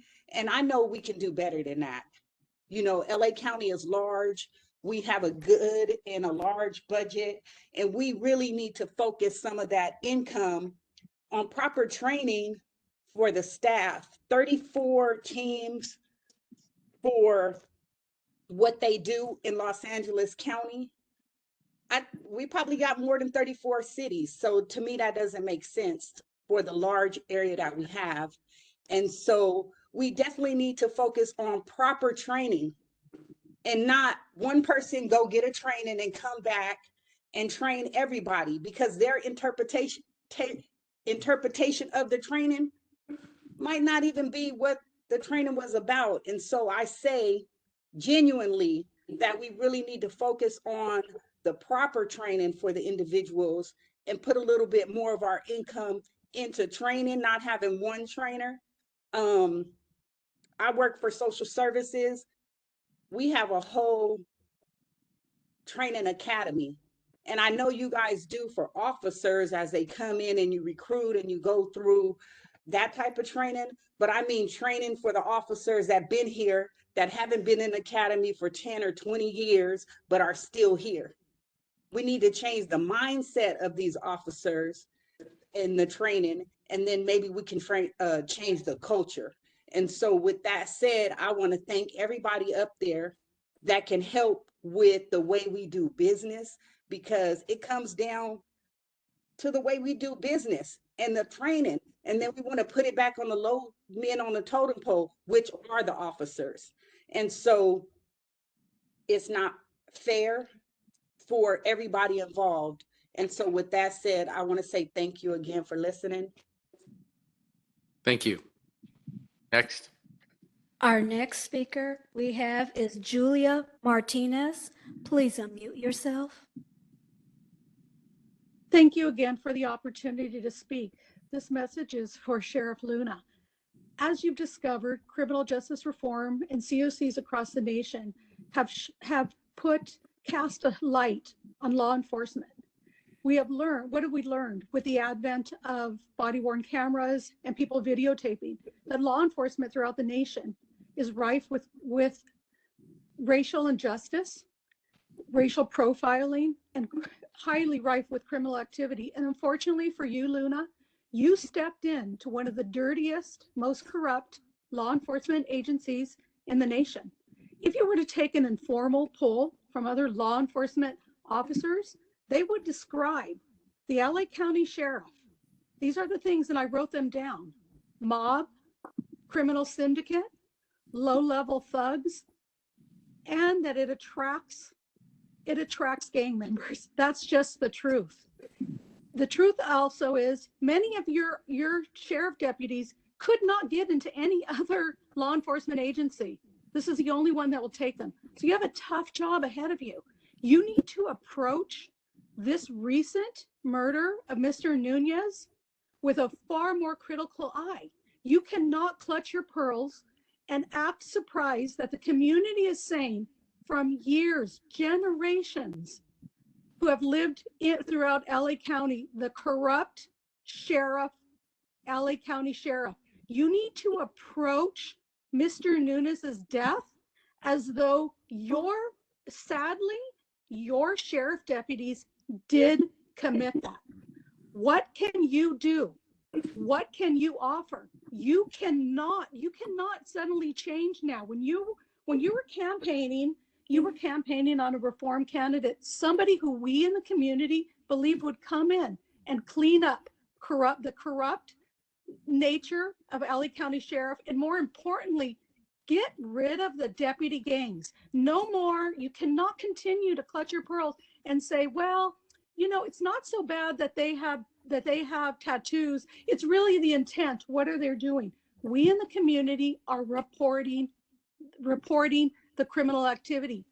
We in the community are sadly watching our complaints be negated because they are investigated internally and they are just thrown out the door and nobody really is paying attention. Luna, if you truly were the reform candidate, if you truly care about changing LA County, you need to act as a leader and stop believing deputies that are involved in gang activity, and you need to take direct action in Mr. Nunez's case. Thank you. Thank you. Thank you. Our next public speaker is, our public comment is Dana Moore, please unmute yourself. Hi again. I wanted to address Sheriff Luna.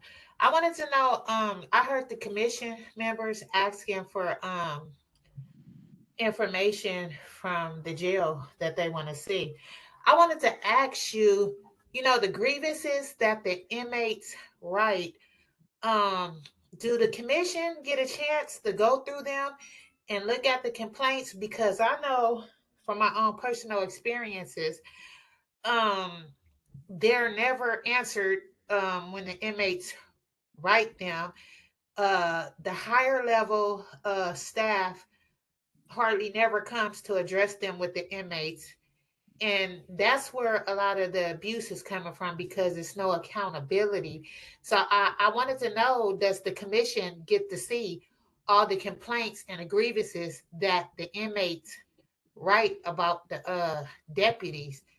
And another thing, the mental health area in a jail, is it being sanitized and cleaned up now? Because I know before, it was real filthy, and a lot of the deputies wasn't trained to deal with people with severe mental health problems. And it was just like they'll do around and check on them, but to sit and to talk to them and see what their needs was, and help them to get their needs met, that wasn't something that was getting addressed. So are the deputies getting training of how to deal with people with severe mental health problems that throw feces, that throw pee, and stuff like that?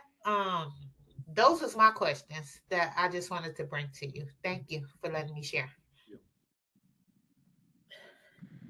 Our next public comment on this item, How many more do we have? this is the last one, is Mariana Nunez.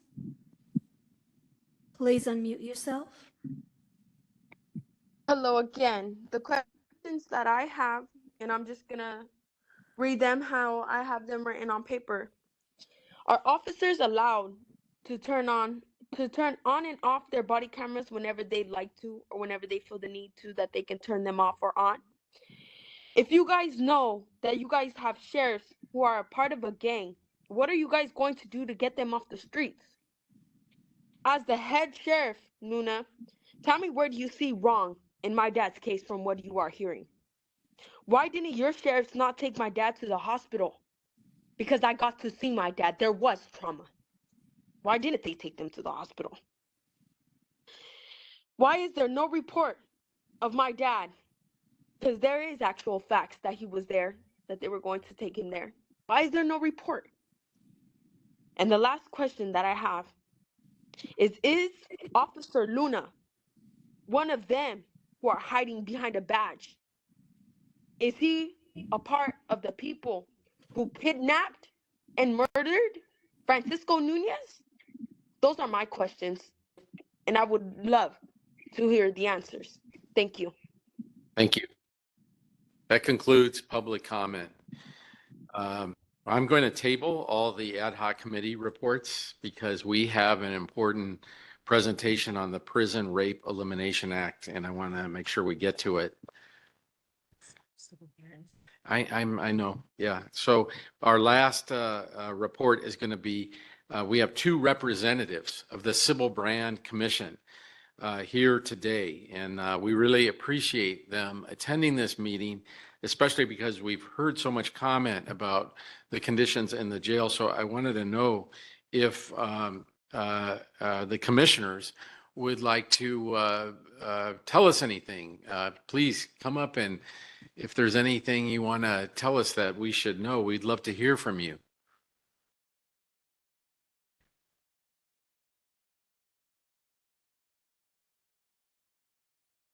Thanks, Chairman Kennedy. Sorry, I have to go first because I have to deal with some stuff on Loyola Law School's campus. So I understand. Yeah. So my name is Eric Miller. I'm the Vice Chair of the Civil Brand Commission. I just want to deal with essentially 5 items. First of all, I know that there's been some worry that the Commission has not been posting reports on its webpage. We're very aware of that and have been trying to get those reports up for a while now, certainly before the last COC Commission meeting. Some of the reports are up. We're trying to make them more easily accessible and public. But I will say that we have been visiting the jails consistently. So I want to report on that. However, something that has made our job harder is that there's been a significant delay for a number of our commissioners in getting accreditation from the Sheriff's Department. So they filled out the county paperwork, but have been delayed by a month or 2 in getting their Sheriff's Department accreditation. I just heard that one of those commissioners who had been waiting since January finally got her accreditation yesterday. So she'll be visiting the jails, I think, as soon as next week. I do want to speak to the mental health crisis in the jail system. One of the reports that is, actually 2 of the reports that are up on our website concern visits that I made to Pitches North and with Commissioner Frutas to Twin Towers Correctional Centre. In brief, Pitches North has been rededicated from a general population jail to a moderate observation housing jail, which means people who need medication for significant health problems. The jail is not designed for that population. Title 64 says that the maximum number of occupants of a dorm is supposed, sorry, Title 24 says the maximum number of occupants for a dorm is supposed to be 64 inmates. North is now sees itself as having a maximum capacity of 80. All the dorms, when I was there, had in excess of 75.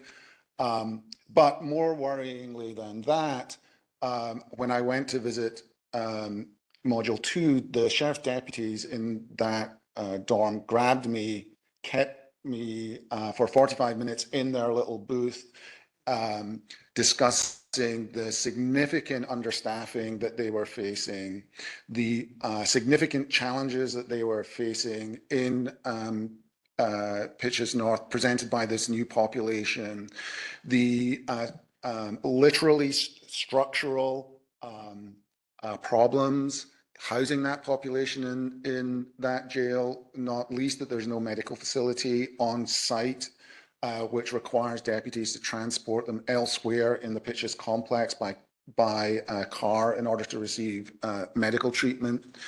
They discussed a cratering morale, which because I was there in September of last year, so I was back in March, that was very obvious.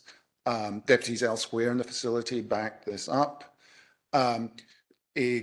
Another significant problem is if a person in moderate observation housing gets worse or gets better, they then need to be transported back down to Men's Central Jail or Twin Towers. There's no real capacity for housing, especially people who get worse. So 3 of the people in Module 2 had got worse were now designated high observation housing and were held in the detention row because that's the only place that there is to house them. Detention row has capacity of 8, and so 3 of the people were housed there. And there were reports of difficulties maintaining nursing staff, and essentially that many of the sheriffs who worked there were calling in unavailable to fill positions because they were unused and incapable of dealing with the new population that was housed there. We also visited Twin Towers. In part, we wanted to review the forensic inpatient step-down unit and compare them to the high occupation housing dorms, in part because both the Board of Supervisors and the recent federal litigation by the DOJ had suggested that the two types of housing were comparable, and the Board of Supervisors had said that there were going to be 20 units made available for both in both Century Regional Detention Facility and Twin Towers by the end of March. Our observations were that while the forensic inpatient step-down unit, which is run by mental health assistants, which are long-term incarcerated people who have received training, including by the psychiatric technician who used to work there, is a well-run, very clean part of the facility, which allows significant time out of the cells for inmates who no longer need shackling, even though they are significantly mentally ill. That is in no way comparable to the dorms. We were there on a Saturday, and because the residents of the high observation housing dorms, which are not staffed by mental health assistants, are only allowed out essentially to receive training,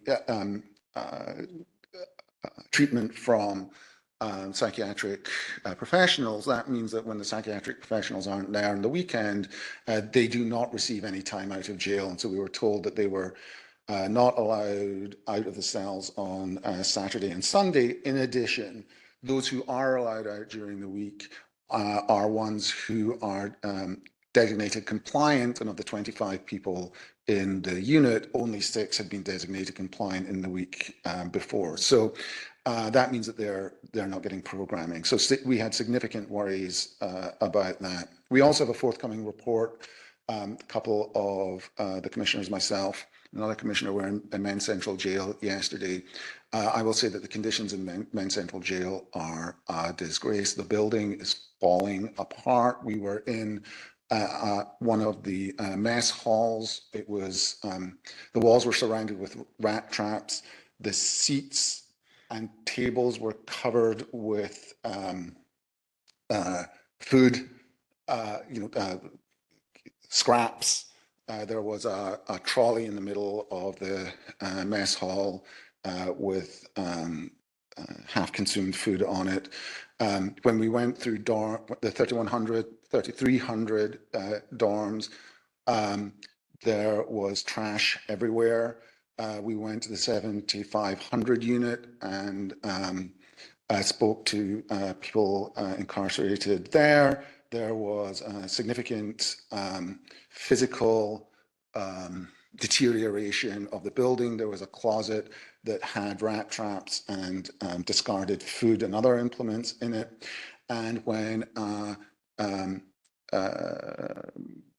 person incarcerated there complained about the lack of circulation of air and the fact that the way that they were held in that facility meant that it was impossible for sheriffs to hear folks who might be complaining about someone who, man down in the unit. Because we were visiting, suddenly we counted 6 sheriffs.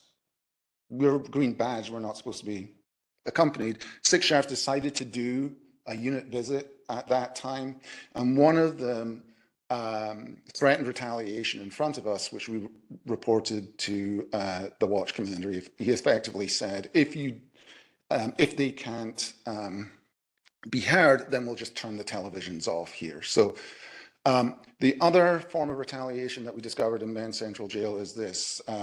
The Sybil Brand Commission reported in, I think, September or October about fires being kept by people incarcerated in Men's Central Jail in order to heat their foods and to remain warm, especially as the weather got inclement. That was then reported out by the LA Times, and the response has been to deny men batteries in Men's Central Jail on the theory that they can't start fires. I will say that when we were walking around there yesterday, the smell of smoke in the jail was significant, but none of the men on the 3,100 block or the 3,300 block are getting batteries, and I think none in general population,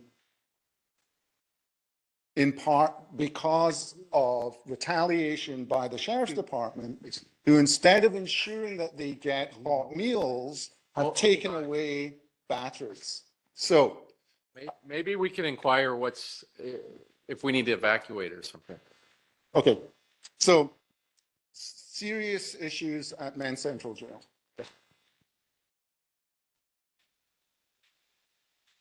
Fast.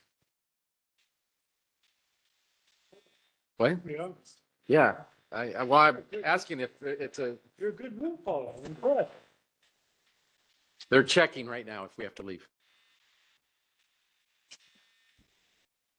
Had happened before. In the DA's office, when this had happened, they had to send DA investigators with guns around to take all the DA's leave, because they would never, we all just sit in the office like, I'm not leaving. Okay. Are they going to turn it off? I don't want to hear it. No, well, you can do that, then you can just leave, just keep it on.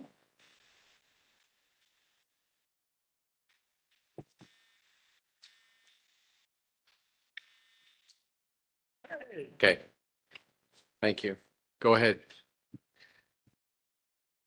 My name is Ray Regalado. I am the chair of the Civil Brand Commission. I've been Thank you with for coming today. We really appreciate it. Thank you for letting us come in. We have, as you can tell, we get into the jails and we do our inspections. And then let me just state it. We do it unannounced. We are not invited. We come anytime during the course of the day, anytime during the year. And we are supposed to be unescorted. We have full run of the jail so that we can see what we need to see. And then we report it back. From Vice Chair Miller's observations, you've got some of the stories that we see all the time. We are required to do at least 2 inspections a month at different facilities. Now, I will tell you that we go to all the main jail facilities, the Inmate Reception Center, Twin Towers, Men's Central Jail, North County facilities, and CRDF, the women's facility. But I also want to tell you that we are taking special. Sweet.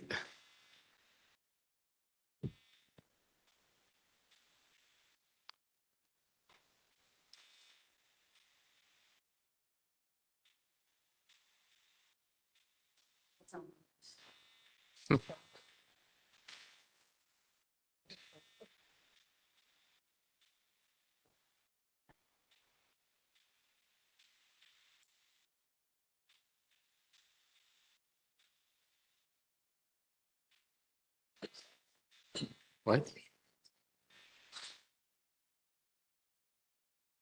I'm so sorry. Go ahead. That's okay. We are required to do 2 visits a month. We go to all the main facilities, but I would like to let you know that we also have authority to go into courthouse holding facilities and also the individual station facilities. So we go in there and we look at all the holding facilities that are under the control of the Sheriff's Department. Would like to say that we are cleared by the Sheriff's Department, and this is what Vice Chair Commissioner Miller had indicated. We are cleared by the Sheriff's Department to be able to do these things. So the ability to do it means that we have to go through a background and be accredited to be able to do this. Yes, we do need maybe a little escalation to get our clearance for some of our new people so that we can get in there, do more inspections, and come back with our reports. We discuss our reports every month at our meetings, first Thursday of every month. And that's held at the Board of Supervisors, the Hall of Administration, usually on the 3rd floor. And so it's open to the public, so the public can come and talk to us and listen to what our reports are saying. We are They won't dedicated. let us use that facility. What's that? They won't let this commission use that facility in the Hall of Administration. You know, I wish I could say I have so much authority over there that I can get you to use it, but you know, maybe I can put in a good word. I don't know how good that'll do. So let me tell you about some of the common things that we have observed. When we're talking about sanitary conditions, we see those same conditions sometimes, not all the time, at the outside facilities.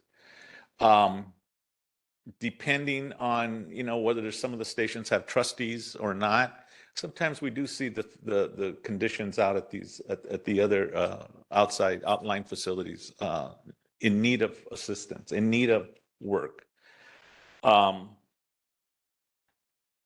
The issue of when a person is taken to one of these outside facilities are concerned about mental health situations. Are there the issue about any regular medical help is really concerning to me when they are at a station jail or if they're at a courthouse facility, because if there is an episode, what ends up happening is that they may have to transport this individual to a local medical facility.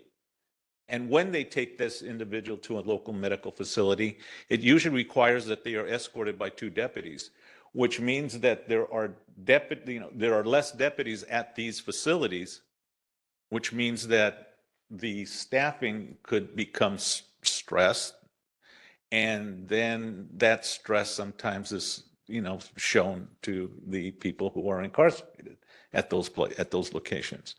Now, I'm going to tell you that we have been welcomed in some of these outlying facilities, like I say, the stations and also the court facilities. And the deputies are very open and honest when we're asking them questions and things like that. But there is this case where we are concerned about if there are less staff, does that put more stress on the staff that are there at these facilities? And if so, does that translate to a stressful situation to the individuals who are incarcerated there for that day or for, say, a weekend before they make their first court appearance. One of the other things that I would like to really emphasize is that when they are at the main jail facilities, the individuals, the incarcerated, may have dietary special needs, may have medical and medication special needs. But what we don't see is that if they do have these special dietary needs at a outlying facility, usually that doesn't follow them. So in other words, we have seen where perhaps maybe someone who's incarcerated is at a court facility for a day at the court. They may have their meds given to them very early in the morning, but if they wear out by time in the afternoon when they're still haven't seen the courts, they may have a mental health crisis out there in the facility. And how do we deal with it? Again, they have to treat them either there or outside in an outside medical facility. So we find our concern with those people incarcerated, you know, to make sure that they are medically taken care of when needed. I would also like to share an observation is that when they are at a holding facility in a courthouse, what they usually get for lunch is a peanut butter and jelly sandwich, a juice bar, a juice box, and maybe some cookies. Now, for most people, that's okay. But what happens if you have a dietary restriction, such as if you're there with diabetes? That some of these meals just won't work for them. Puts them at risk of having a problem. Again, these are just things that are that we're observing, we're reporting, and hopefully we can come to some type of way of addressing them so that we can get more quick medical intervention when needed. I'd like to kind of bring to your attention one additional thing that has been brought to our attention, and that is there's a problem with the bus transportation to some of these facilities. The bus transportation from one of the main facilities, getting them to court, well, there's not enough buses out there. Many of the buses that they have are out of service. We really need to take a look at how we can make sure that we get better bus service to our jail facilities so that if a person's going to court and they are somehow going to be released from court, well, if they don't make their time at the jail, then I mean at the to the courthouse, then that means they're spending more time than they have to in the jail facility, increasing the population. And you know, we've talked, I'm sure you've heard about the overcrowding at some of the jail facilities. So these are some of the things that we see. These are some of the things that we would like to address. These are the things that we report. But one of the things that I would like to see in my capacity as chair currently is how we might be able to work together so that we can address some of these things, so that when we have an issue such as these, that we resolve them so that we can focus on some of the more harder issues that we find out there.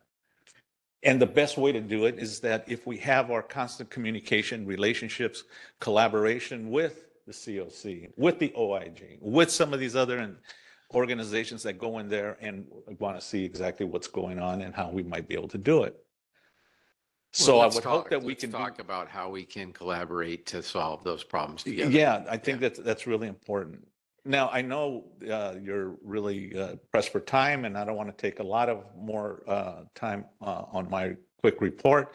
However, I would like to maybe start that first step in that relationship building and partnering, that we can all work together, including with the Sheriff's Department, to see how we can resolve these things. Commissioners are there on the civil branch? Each Board of Supervisors can appoint two. So they're 10 fully staffed. When we're fully staffed. What's the size of your staff?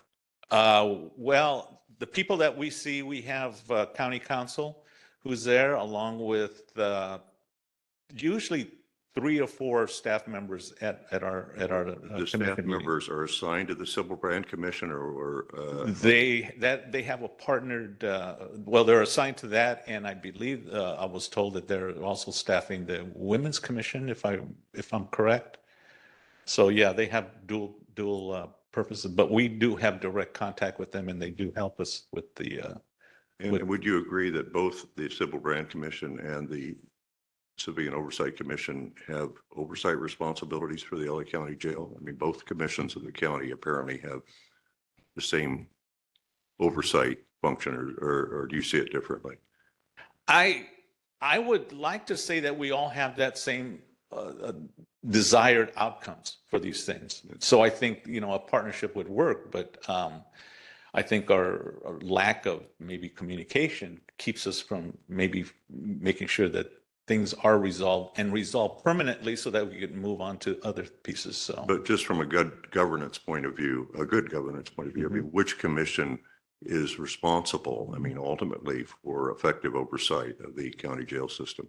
Is it your commission or ours? I'm perfectly happy to have it be your commission and we make sure it's adequately staffed, but because all you're doing is you're passing on some very difficult problems to us that we, I've just heard, I mean, we've really been in the weeds here, and that's what the Civil Brand Commission does. So I would be happy to, by the way, this is up to the board, but that there just be one commission of the county that has oversight of the county jails, because I think actually the Board of Supervisors, the people of LA County, need to look at one commission for who's responsible if things aren't going well. Besides the Sheriff's Department, but we're overseeing the Sheriff's Department's running of it. Okay, but if we don't have that, I fully agree with you. We've got to figure out some way to coordinate better with the Civil Brand Commission. And I think that's a formidable challenge for both of us, but good. I think we'll start by, I'm going to come to a Sybil Brand meeting now. Good. Yeah, and so That'd we be can great. continue that conversation on your side. Yeah, that would be terrific. We'd love to see you all there. And you do have representation from the COC, from the staff. But it'd be great for, as today, my attendance being here has been eye-opening. I'm hopefully that with your commission and sitting in and listening to some of the stuff, I'll do the same. I'm gonna come to one of your meetings and we can continue this. I would really appreciate it. I think it's something we can really accomplish a lot of good things with that. Thank you so much for coming. My pleasure. We are pressed for time, so we're going to move to the Prison Rape Elimination Act presentation. And we'll hold public comment to the end because we'll see how much time we can devote to it.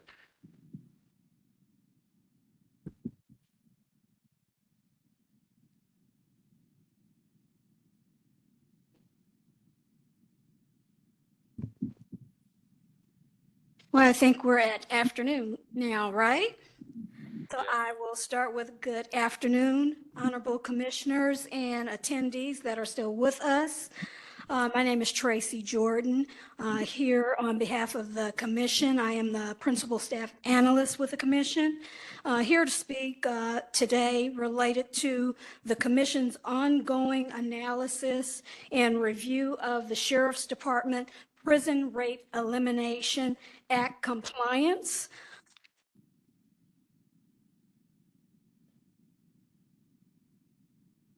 Part of what we are going to be reviewing today is a little bit of an overview of the Commission's April 18th, 2024 report, which is an update related to PREA and the Sheriff's Department compliance. We will have a little bit of an introduction, background, a little bit on research, assessment, analysis, and we will land, of course, at our recommendations.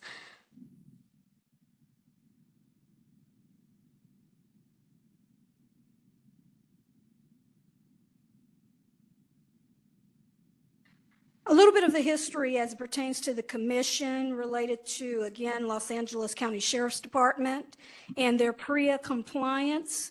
The commission's concerns related to PREA dates back to July 2017.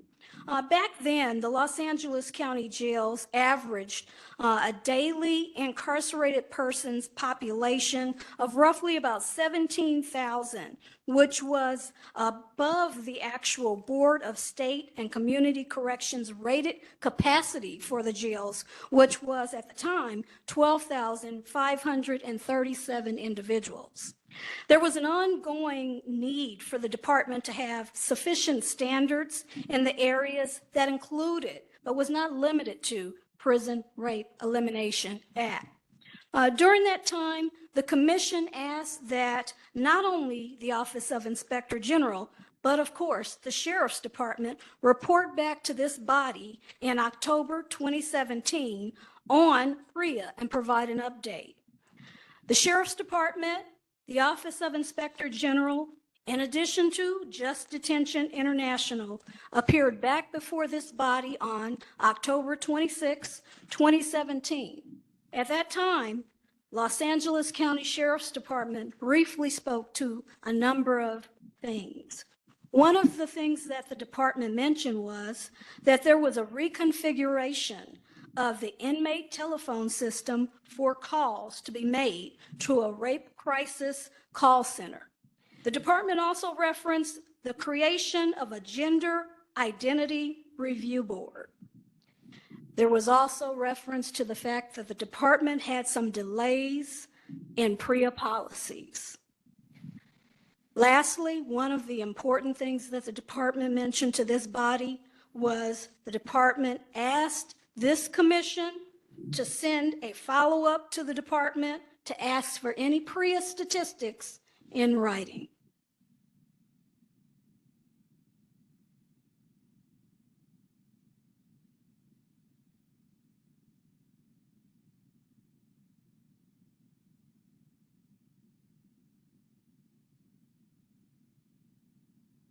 In November 2017, a little background, the board instructed the commission, the Office of Inspector General, as well as the Sheriff's Department, to provide a report back with a plan for PREA compliance.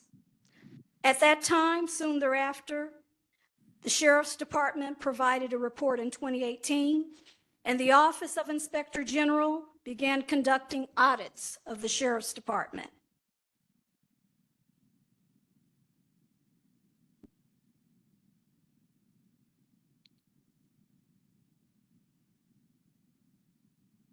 Research that was gathered and analyzed. In 2003, PREA was enacted with the United States Congress. In 2012, there were 43 PREA standards that were published by the Department of Justice.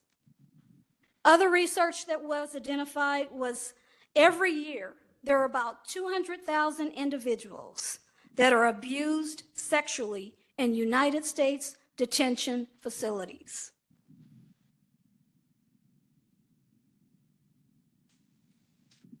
Additional information that was discovered during our research was there was additional change as it pertained to the individual average daily population in LASD jails. Back in 2017, again, it was well over 17,000 individuals.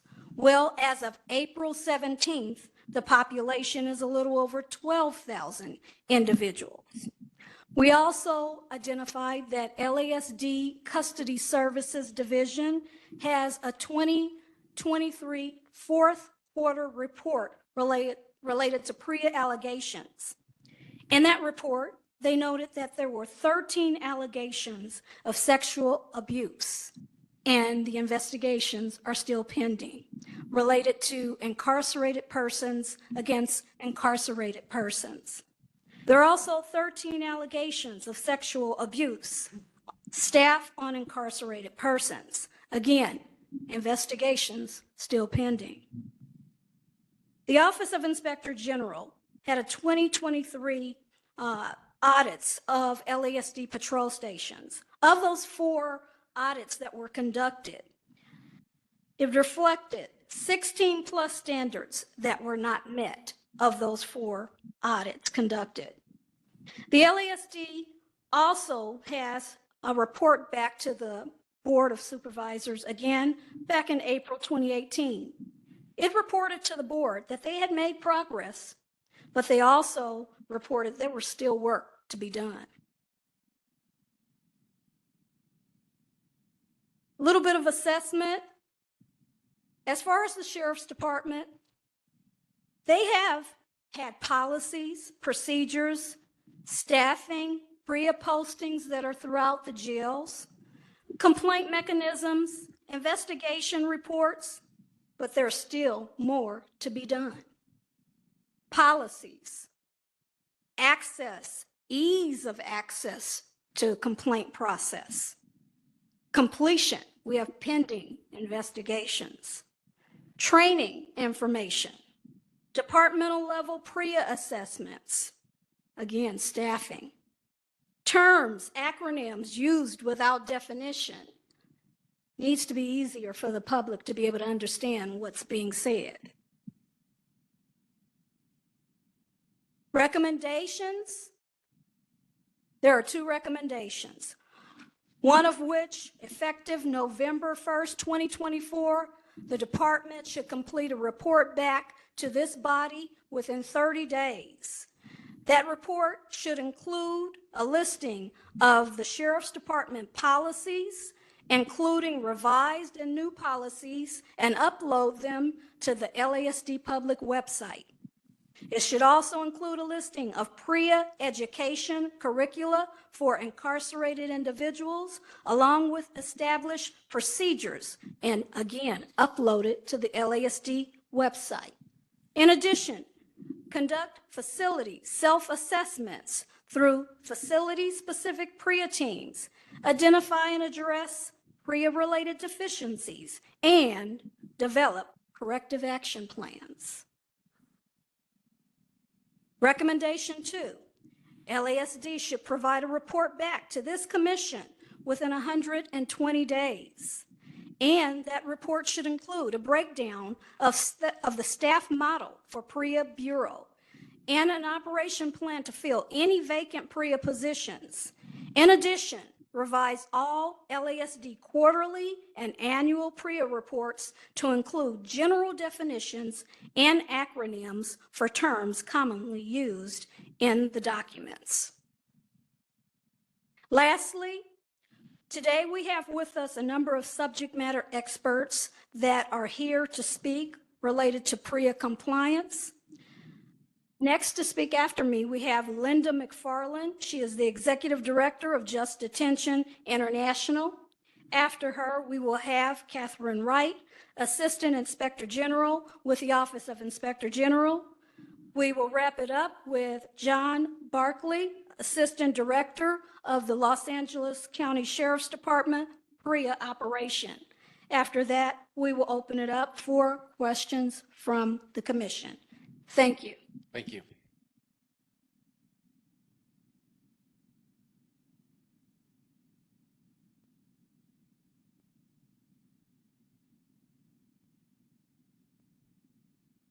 Good afternoon, everyone. Thank you so much for taking some time to talk about this important topic. I was asked to give a little bit of an introduction to the history of PREA, why it exists, what it means. So again, my name is Linda McFarland. I'm the Executive Director of Just Detention International. We're a health and human rights organization that works to end sexual abuse in all forms of detention. I do have slides. If they come up, that's fine. If not, I can just talk. I think some of you have them. Thank you. So all of our work is focused on the idea that rape is not part of the penalty, right? That when someone's incarcerated, they do not give up their rights to bodily integrity. They don't give up their rights to safety. And when the government takes away someone's freedom for whatever reason, they take on the absolute responsibility to keep them safe.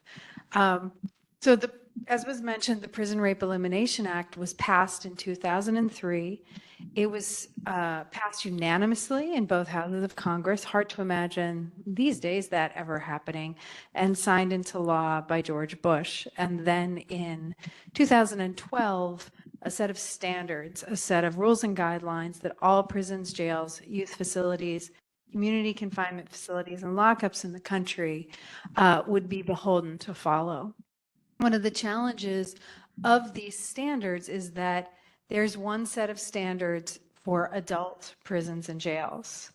And so those standards have to apply to a department with facilities holding 12,000 people like here, or tiny county jails that hold 3 people, or state prisons that hold 7,000 people sometimes for life, right? So the guidelines, the U.S. Department of Justice in developing them, what the standards say is what you have to do, not how you have to do it. It's basically guidelines. It's not a set of policies. So the task of corrections departments all over the country is to take these and turn them into policies, protocols, and practices. What they essentially do when you look at them as a whole guide, their intention is to keep people safe, right? That's the number one. So prevention is incredibly important within the standards.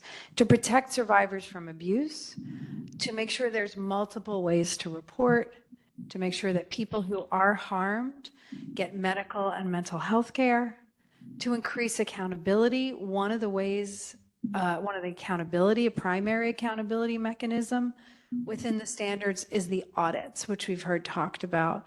The audits are incredibly important, and they're not everything, right? That's an important thing to say. People often say, well, you passed a PREA audit, so you're good. I think it's really important to look at the PREA audits as an opportunity to learn, as an opportunity to improve. And they're required in each facility every 3 years. So even within the Department of Justice rules, it's really clear this is an ongoing process. It's not a one and done thing.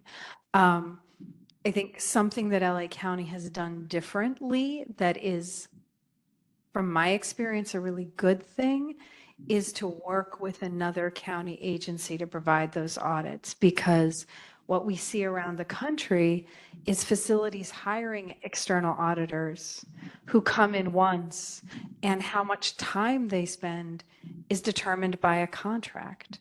And what we see in many places is the lowest bidder gets the contract.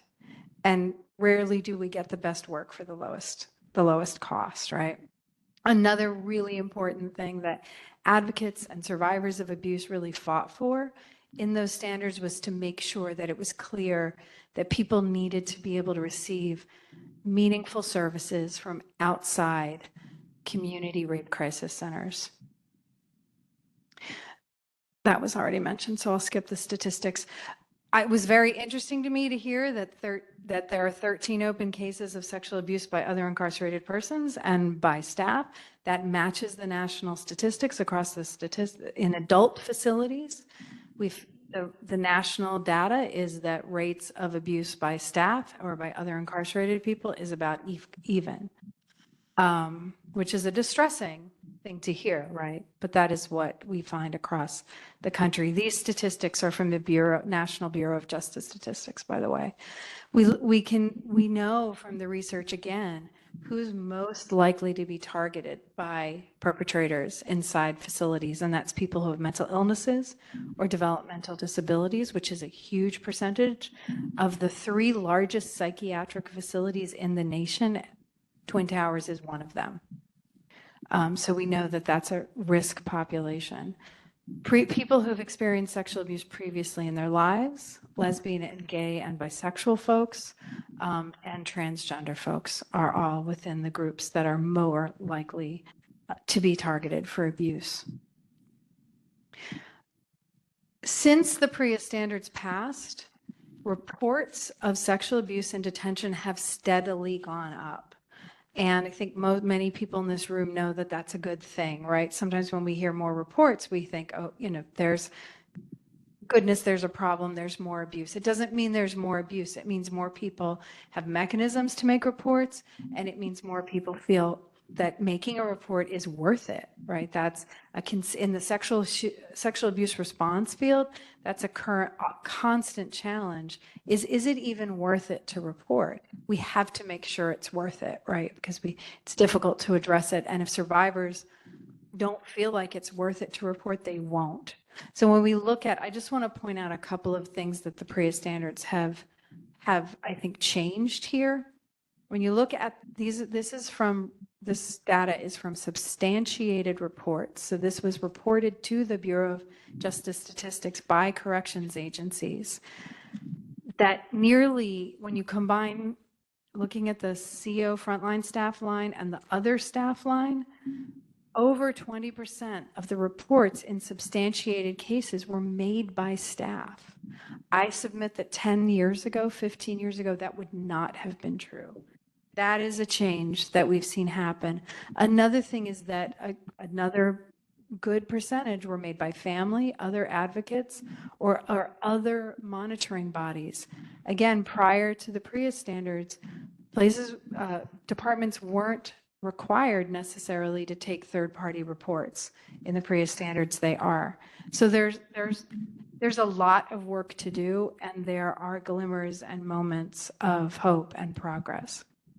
I know I'm running out of time, so I'll say very quickly here that reports are being made and investigated and dealt with, and what we see from the outcomes, this again is national data, this isn't LA County data, but that across the country, although reports are being made and substantiated, we're still way behind in making sure people get the care after the fact that they need, right? That you can see, I'll just quickly say, in terms of medical exam given of substantiated reports, 29% of survivors who were assaulted by another incarcerated person even had any medical exam, but only 7.3 if they were assaulted by a staff member.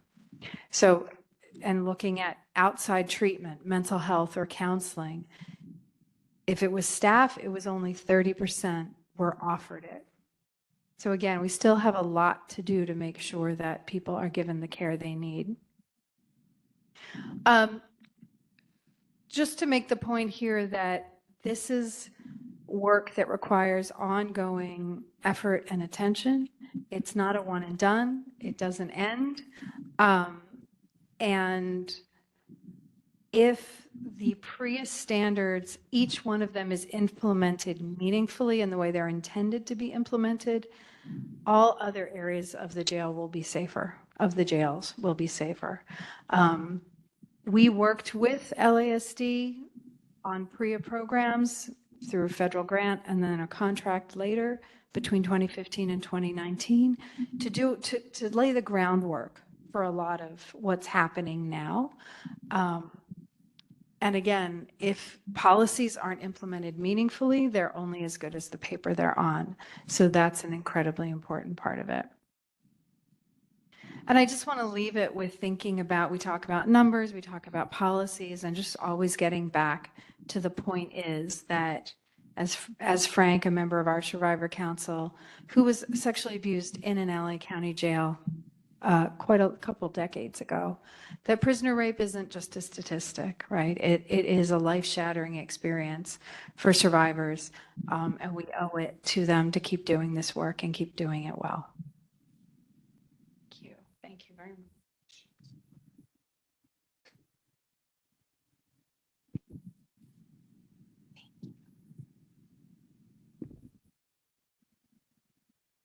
Good afternoon. Thank you to Linda for that wonderful introduction and history of PREA, and thank you for creating this space to discuss this very important topic. My name is Catherine Wright, and I'm an Assistant Inspector General with the Office of Inspector General, and I oversee our custody team, which includes our PREA team. And in 2023, OIG completed PREA audits of 4 Los Angeles Sheriff's Departments, patrol station lockups, and I'm going to give a brief overview of the audit process that we followed and our findings. Oh, just keep going. Oh, sorry.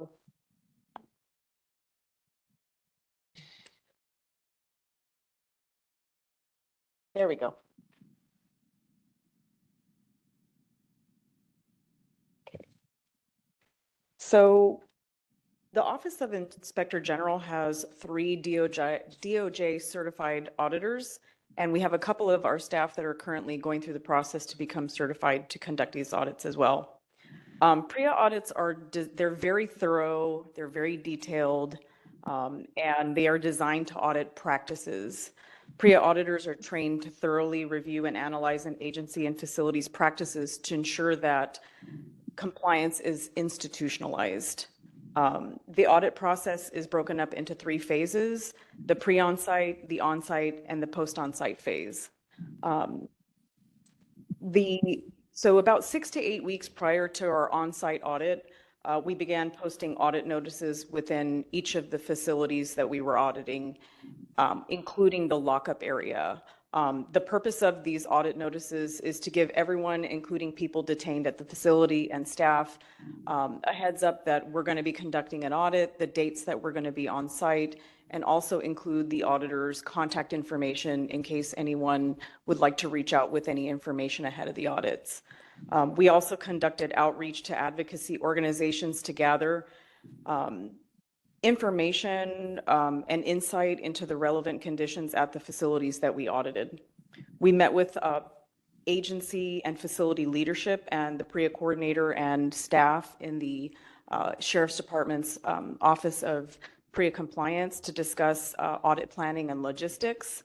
And we worked with the department on, the department is required to complete a pre-audit questionnaire. This is a very extensive questionnaire. It's approximately 50 pages long, and it has a bunch of questions regarding the facility's operations, structure, population, and other information. And this information helps the auditor to get a better understanding of how the facility is operating. And we also reviewed facility policies, procedures, and supporting documentation that is submitted with the PAQ into the system.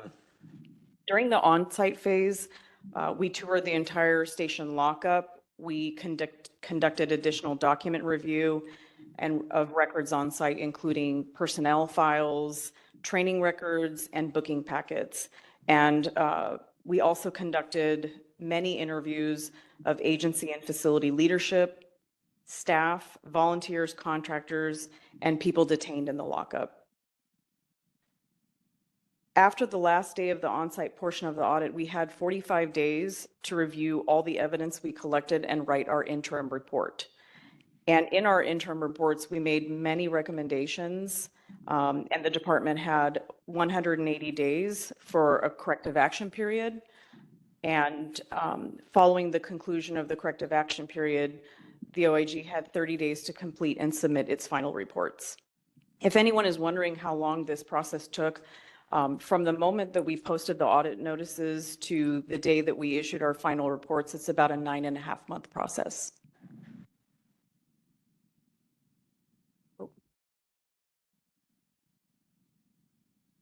This chart here depicts the 4 patrol stations that we audited and the number of standards met, the number of standards not met, and the final report date.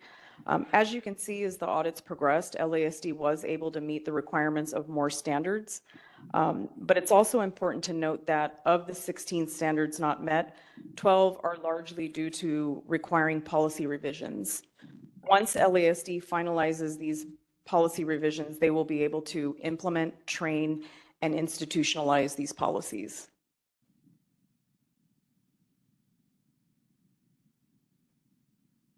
So I just want to talk about, because we don't have time to discuss all 35 standards, just a couple of notable standards that were met. The juveniles and youthful detainee standard. This standard requires that juveniles and youthful detainees are held separately in the lockup from adult detainees. This was one standard that the facilities did very well with.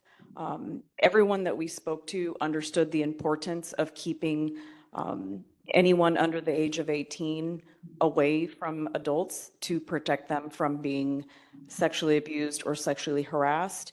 And the facilities that we audited had a designated area that was outside of the lockup where anyone under the age of 18 would be supervised and they would never be left alone. So we really felt that the facilities did really well with this because it didn't matter who we spoke to, whether they were civilian or sworn, they understood the importance of following these procedures. Also, hiring and promotion decisions. The standard requires the agency to perform criminal background records checks when hiring, and then again every 5 years. It also requires that applicants and employees who may have contact with detainees directly, that they're to directly ask them about misconduct in written applications and self-evaluations when hiring or promoting. While LASD did not initially meet the requirements of this standard, they were able to implement all of our recommendations during the corrective action period, and they were able to achieve compliance for the final report. Some of the accomplishments that they were able to make during that corrective action period was to ensure that all employees were live scan fingerprinted, including all employees hired prior to January 1st, 2001, and also all contractors. And they were also able to revise their questionnaires for hiring to include specific questions that are required by the standard. A couple of notable standards that were not met by the department is the zero tolerance of sexual abuse and sexual harassment and PREA coordinator standard. This standard requires that the agency have a written policy mandating zero tolerance toward all forms of sexual abuse and sexual harassment and outlining the agency's approach to preventing, detecting, and responding to such conduct. It also requires the agency designate a upper-level agency-wide PREA coordinator with sufficient time and authority to develop, implement, and oversee agency efforts to comply with the PREA standards. LASD does not currently have a zero tolerance policy that meets the requirements of the standard, and we don't feel that the PREA coordinator has sufficient authority as well. This is one of the policies that is currently being revised, and Mr. Barkley can talk a little bit more about that when he speaks. And then criminal and administrative agency investigations. This standard requires that when the agency conducts its own investigations into allegations of sexual abuse and sexual harassment, that it shall do so promptly, thoroughly, and objectively for all allegations, including third-party and anonymous reports. And where sexual abuse is alleged, the agency shall use investigators who have been specially trained in sexual abuse investigations. This is this is a standard that while the department was able to provide more investigators with specialized training that met the requirements of the standard, we did have some very concerning issues when we conducted our file review. To evaluate the department's investigative practices, we reviewed a sample of 28 investigative files, including criminal and administrative investigations that were conducted by the department's Internal Criminal Investigative Bureau, Internal Affairs Bureau, Jail Investigative Unit, and jail facilities and station lockups. Of the 28 investigations that we reviewed, 10 were conducted by investigative staff assigned to LASD's Internal Affairs Bureau or Internal Criminal Investigative Bureau and were conducted promptly, thoroughly, and objectively. However, the remaining 18 investigations that we reviewed were conducted by unit level or JIU investigative staff and were not conducted promptly, thoroughly, and/or objectively. Of the 18 investigations, 17 were initiated promptly, 6 were concluded within 30 days, 3 were concluded within 90 days, 4 were concluded within 120 days, and 2 were concluded within 150 days, and 3 were concluded more than 180 days out, the longest being 822 days to conclude. Of the 18 investigations, 7 did not include a written investigative report or were missing initial or supplemental reports. 9 did not include a thorough description of physical and testimonial evidence. 5 did not appear to interview all potential involved persons, and 6 did not document, preserving, and reviewing any available electronic monitoring data. None of the investigative files included documentation regarding whether or not prior complaints or reports involving the suspected perpetrator were reviewed. Additionally, the audit team noted that some investigative files were incomplete and did not include documents and correspondence referenced in the investigative reports or notes. A couple of examples as well. We had one investigative file where a person in custody filed a complaint that they were being sexually harassed by their cellmate, and unfortunately, this person was never moved. They remained in that cell with that person that they alleged was sexually harassing them for at least 2 months. In a few of the inmate-on-inmate sexual abuse investigations, the initial investigative staff failed to collect DNA evidence. And in one case where we were able to review body-worn camera footage, it showed an investigator handling clothing of multiple involved people without changing their gloves. If anyone is interested, we do have all 4 of our detailed audit reports on our website, and the address is listed above. Thank you so much. Thank you. Well, I get to be the wrap-up. Good afternoon, everyone. My name is John Barkley. I am the PREA coordinator for the Sheriff's Department. I don't need a clicker. I'm clickerless. I'm old school, sorry. I came to the department 5 years ago. My background, the reason why I don't talk exactly like everybody else, is I came here from South Carolina as the PREA coordinator. Before that time, I was an associate warden at a maximum security prison there in South Carolina. But I've been doing this PREA work since 2012 when the standards were started, and then I became an auditor, a certified auditor like Catherine and the others from OIG. I became an auditor back in 2014. So I've been doing that 10 years. Anyway, that gives you a little background of knowing where I'm coming from. I'm going to try not to repeat the wonderful information that you had from Catherine and from Linda, but I want to tell you what I feel like and what we're doing and where we're going with the Office of PREA Compliance, and more importantly, to make our jails and LASD safe. The goal of the Prison Rape Elimination Act is very simple. It's to prevent, detect, respond, and monitor sexual abuse and sexual harassment in the jails and prisons.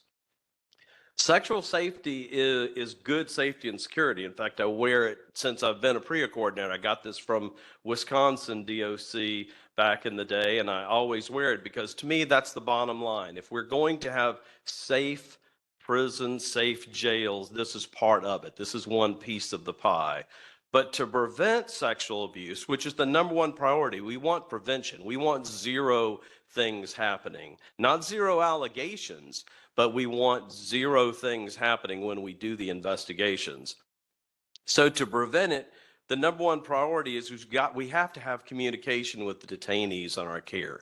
We have to have them be able to feel like they are comfortable telling us something. If you have an inmate telling you something sexually, then if they're comfortable and know something's going to be happening with that, then that same individual is going to tell you about other things that they're seeing inside our jails that make them not safe.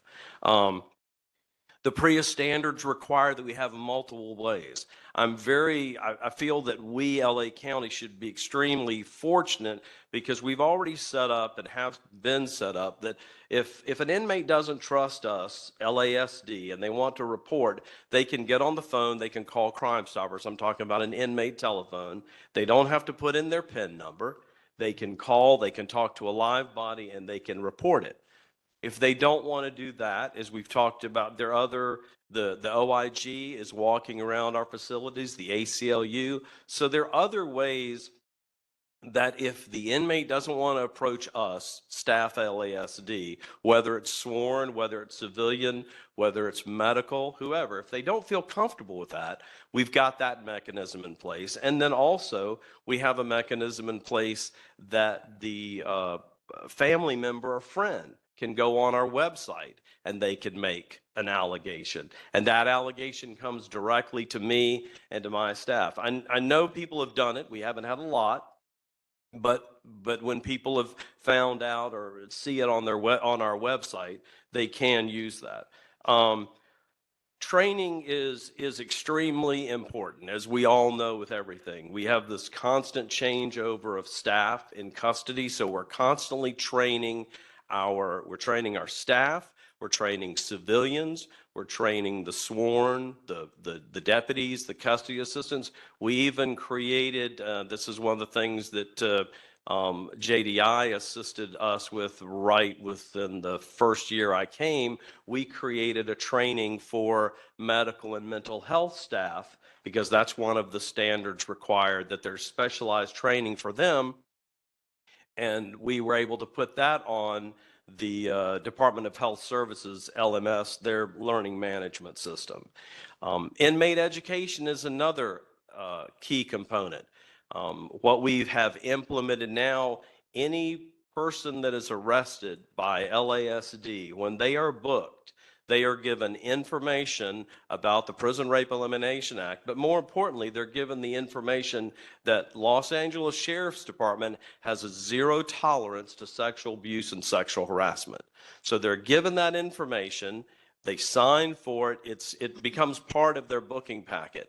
Now, I know, and I've been in this environment long enough to know that we can't just do it there. This individual is having a lot of things going on in their life when they have been arrested. But we want to put it out there because they are now in one of our station jails. They need to know what we expect and what their rights are, and that we have this zero tolerance. So we implemented that. Talking about, our staff, it was talked about in one of the things that we immediately have been improving on is our investigations of inmate on inmate, which is done by the jail investigative unit. I knew it'd come to me. I had to look at it. But that's who takes care of that. Then we were able to clear up because of the audits. One of the things where the audits help in finding the things that we don't know, the station jails did not know who to call if there was a sexual assault inside one of our station jails. So with that, we were able to then get everybody on board and say, okay, this has already been addressed. The station jail comes under custody. So it was always, we didn't have to create anything. We just had to remind everybody and train them to say, no, if you have a alleged sexual assault that happens inside your station jail, you call the jail investigation unit. The other thing with that too is we've got 2 dedicated investigators that are, is that my time? Oh my gosh, I'm sorry, y'all. I thought it was just going. I think that really totally threw me for a loop. I didn't know I'd been talking for 5.5 minutes. But the other thing too, that real quick to let you know, I'm sorry, that we have added recently is I have dedicated PREA compliance managers. Before that time, we had PREA compliance managers that were collateral duty sergeants at the facilities. Now I have a PREA compliance manager that their full-time duty is doing investigations, doing training. We're even doing, y'all probably have heard, but the agency, all of my sworn people, my custody assistants and my sergeants have to carp. So what we've done when they're carping, they're actually carping at the facility where they're working. They answer to me, but they live and work at that facility. That's been extremely helpful. We just had them since January, but that, I'm sorry, that kind of wraps up. Then I know there are probably questions for me and for others. Does CARP stand for? It's the cadre of administrative response personnel. I knew I was going to be asked, and I knew I wasn't going to know the answer. Yeah, I know.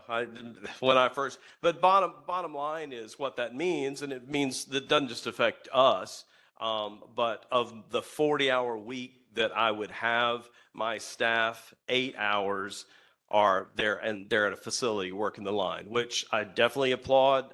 I've been there before eons ago. When we need to pitch in and help, we pitch in and help. So. I have a question.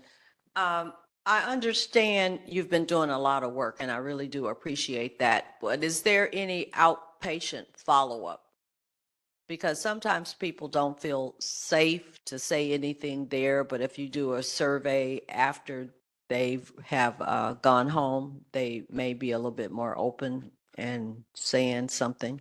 We have not done a survey, but I can tell you we have had people that have been incarcerated in the past that have either, whether they've reached out to the OIG or the ACLU and have reported it. And we take that report then. It doesn't matter that they're not incarcerated, Ideally, in a perfect world, I would like to get to the point where our inmate population is comfortable and believes enough that if they come to us and tell us about something, it'll be investigated, it'll be done promptly, thoroughly, and objectively, and we can correct the problem. But like I said, I've been in this business for a number of years. As we'd say in the South, that's a long row to hoe.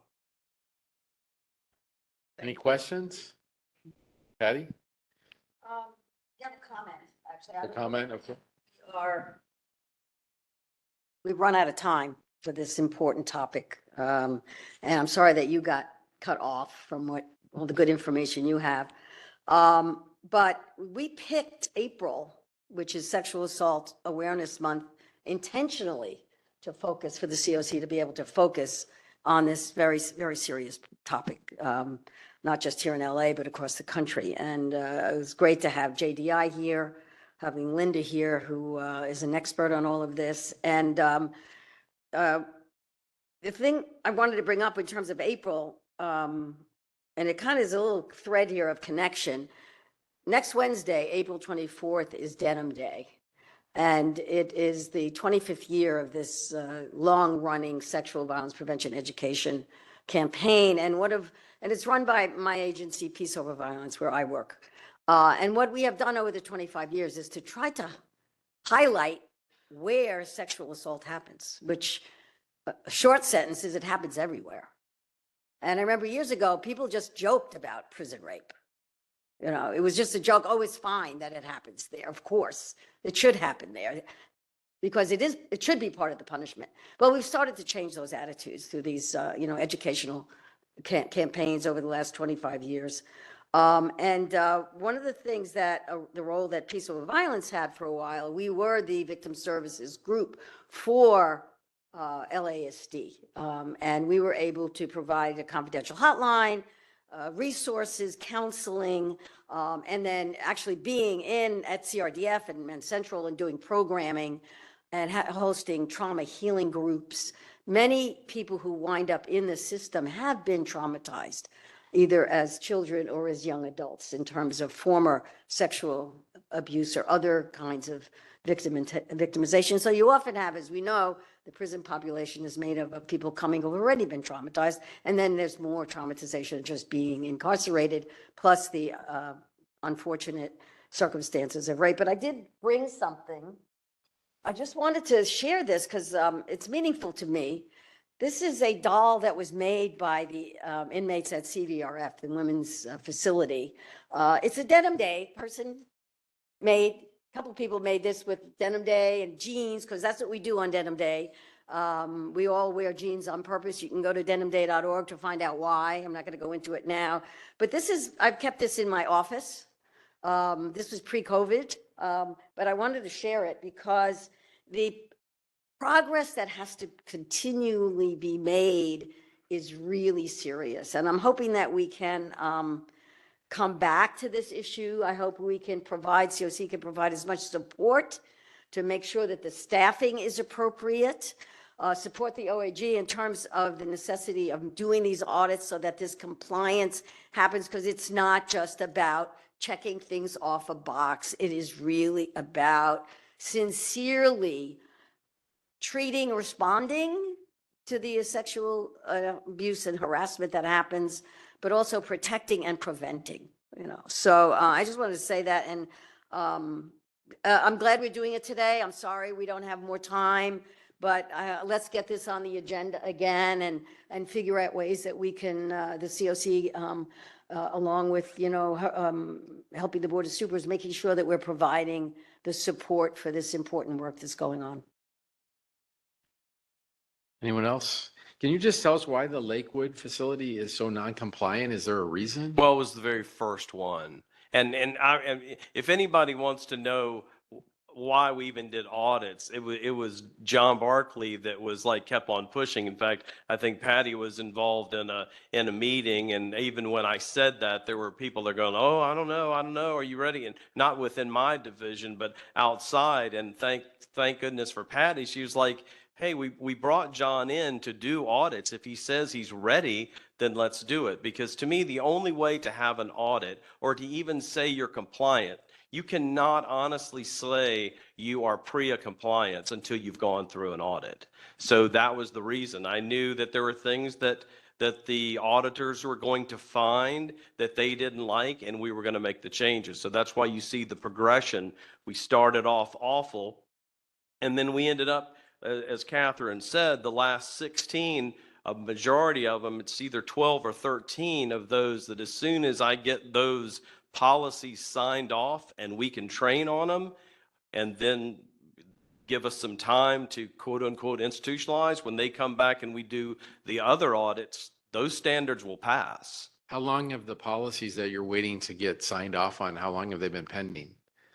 Long time. Right now, they're sitting with, well, we've had communications, but the last person to sign off on is the union.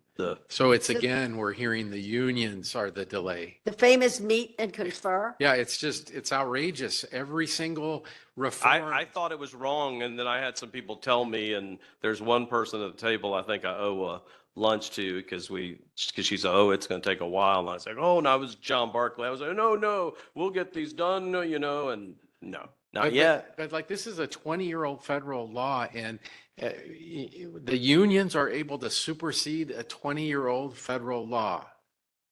I can tell you I've had communication with them. I can tell you that I, on an hour and a half phone with them, explained to them that the verbiage that we use is directly from the federal standards, because there were things like they were questioning what's substantiated, unsubstantiated, and unfounded. We don't say that. And I'm like, well, we might not, but the feds do, and that's what we're doing. But you're with the sheriff's department, right? You're there. Yeah. And so, like, why doesn't the sheriff's department at some point declare the meet and confer unsuccessful and move on? Well, I'm leaning toward that. I've got, that's where I think. But maybe you have an answer to that, because we hear about like important reforms that are required by state law and federal law that penned for 3 years because of meet and confer. To me, that sounds like a bad faith meet and confer. It sounds like a delay game. We share your frustration.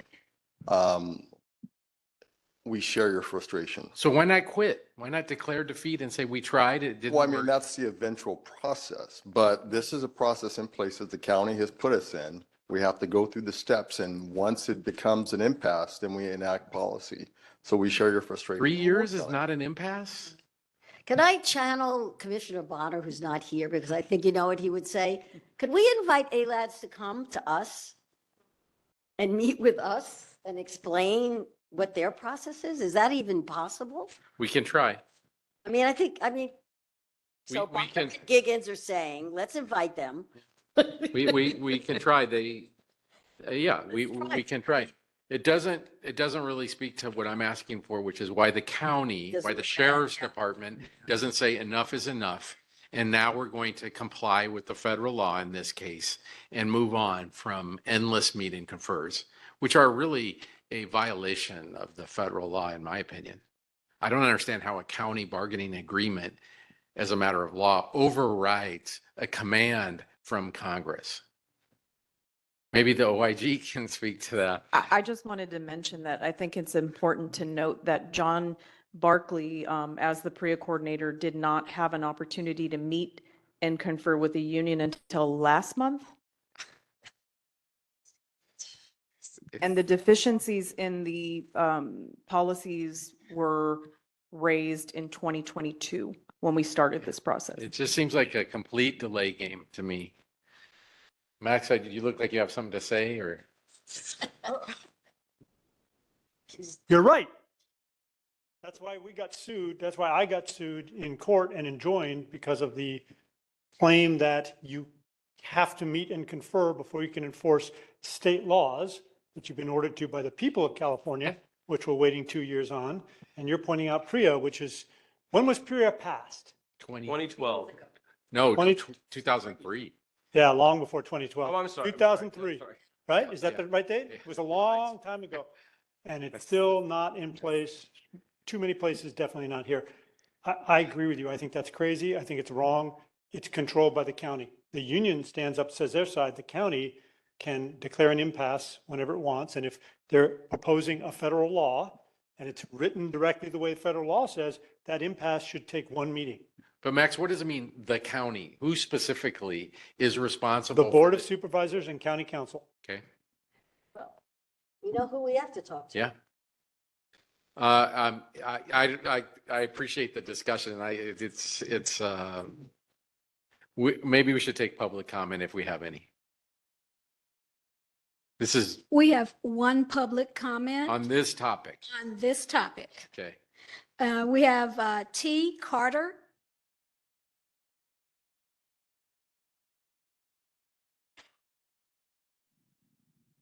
You specified this topic. Should I wait for the next public comment? It's regarding jail conditions. Well, this is PREA. We're taking comment and then we're going to end this meeting. So if you Okay. have something to say, we want to hear it. Yes, okay. Well, first, I would like to say the last time I was here at the meeting, I think it's the chair. You're the chairperson? Yes, I am. You were the only ninth person here at the last meeting I was at. So I would like to stipulate that. And my matter, I'll speak very fastly. My matter is in regards to cruel and unusual punishment at county jail and my involvement with the Inspector General's office. I see here now that Max has so much assertiveness here at the meeting, but when I contacted his office and informed Max that I was put under cruel and unusual punishment by the sheriff department under a misdemeanor charge, I was taken to a jail. They labeled me a K something keep away. They said because I had previously complaints against sheriff deputies, they were allowed to put waist chains on me, ankle chains on me, and I was like this. I was placed in a cell for over 10 hours, 3 different times. When I would go to court, they would put me in 3,000 floor, module floor. I'm not a gang member, told me I need to learn a lesson. The 3,000 module floor, which I have proof of, that is for people who are under disciplinary action. I was on a disciplinary action, and they said keep them away from a phone. Each time I went to court, they took me from 3,000 module floor, handcuff, waist chain, ankle chain. They said the sheriff department has a right to label me that way because they have that right on a misdemeanor, nonviolent. Then they take me to CCP court. Everyone gets off the bus. They single me out, tell me to keep walking straight, place me in the cell, close the door. So I'm like this. I'm in the cell for like 5 hours. They call me to court. I get up off the floor because I can only go like that, and I have a disc bulge in my back. I go into the court, tell the judge on court transcripts. She said, tell the sheriff department. The sheriff department laughs. They take me back. It happened 3 different times. I end up taking a plea because I was under cruel and unusual punishment. So I find it very interesting here that when I contacted the inspector general's office and told Max, they told me, we've already looked into it. I then told Max I got a response from the sheriff department that says, our response is unresolved. How is it unresolved when there's camera footages, there's court sheriff employees, and they're video recording me at the courthouse to see how they label me? And it's on court transcripts where they said, tell the sheriff department. So when I told Max, I would like each board member to get a copy of this resolution, what they stated, Dara, the assistant to Max, his dogs were barking in the background. I guess she gets paid to work from home or wherever she is. She gets paid for that. But she told me, we've already assisted you. I said, no, can you give a copy to each board member? I want them to see. The sheriff department said it's unresolved. It's not unresolved. There's so many witnesses to see the cruel and unusual punishment.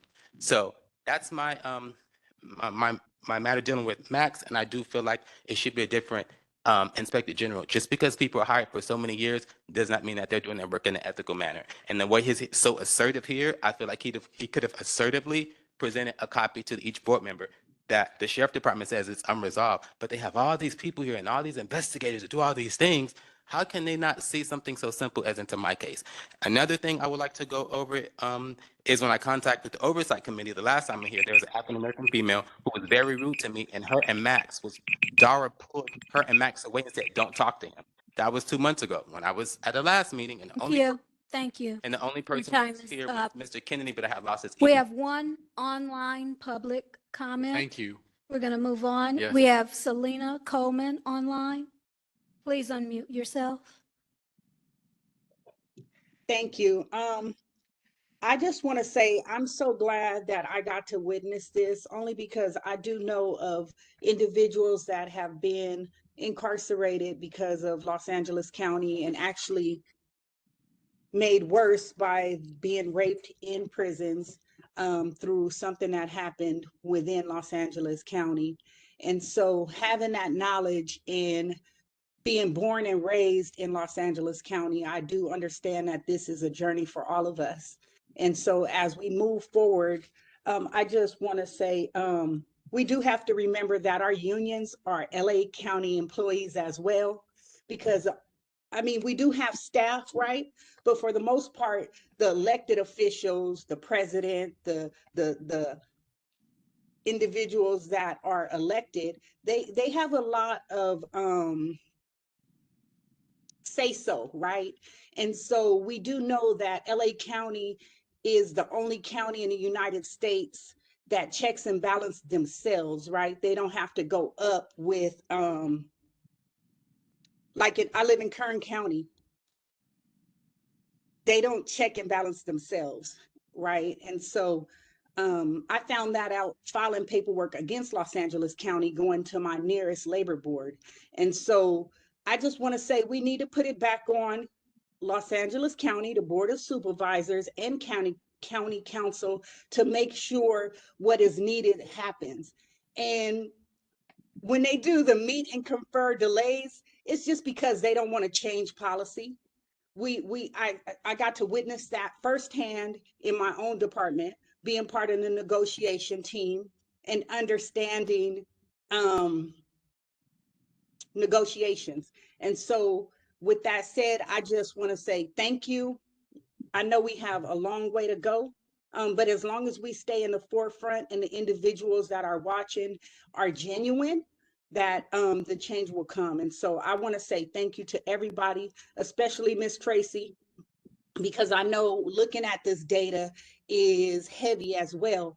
And so, like the pastor said, we got to keep God first in this journey, because if we don't, and we let the people that don't want the change to keep putting roadblocks, our journey to healing as a community is going to be longer. And so again, I want to thank everybody for the hard work that is being done, and to let you know that I'm going to be here through this whole fight. So thank you again. Thank you. Is that it? No further. Okay. We have our last item is to approve this report. Do I have to take an actual vote, or can I just ask, does anyone object to us approving this staff report and recommendations regarding PREA? Which is to come back by November, right? It doesn't say on here. This is a recommendation that we. John, after the report. Tracy, is there a report back date? That's a part of the recommendation. So Right. it's to approve the report and recommendations. So the recommendation, there are two recommendations as far as reports back. We're asking, is there a report date back in November? Is that what you said? One of the recommendations, the first one, is for a report back in November. Okay, yes, so does anyone oppose it, or is this unanimous? Can I just make an addition to that, which is we had evidence here about a pattern of retaliation, possibly. I think even Commissioner Giggins has experienced the blowback of retaliation from her own work on this issue. I just want to ask if it can be added into the resolution to examine whether the national patterns that indicate the threat of retaliation in the diminished access to follow-up services and medical exams, if that is true here in Los Angeles County as well, and if there can at least be some reckoning between the national pattern and what we're experiencing here in Los Angeles County. I don't know. The executive director says that we need a motion and a formal vote to approve this. So are you making a motion with that added resolution? Approve the, to enact the two action items for response back to the commission in November, yes. Okay. Is there a second? Second. Okay, let's take a vote. Let's go. Okay.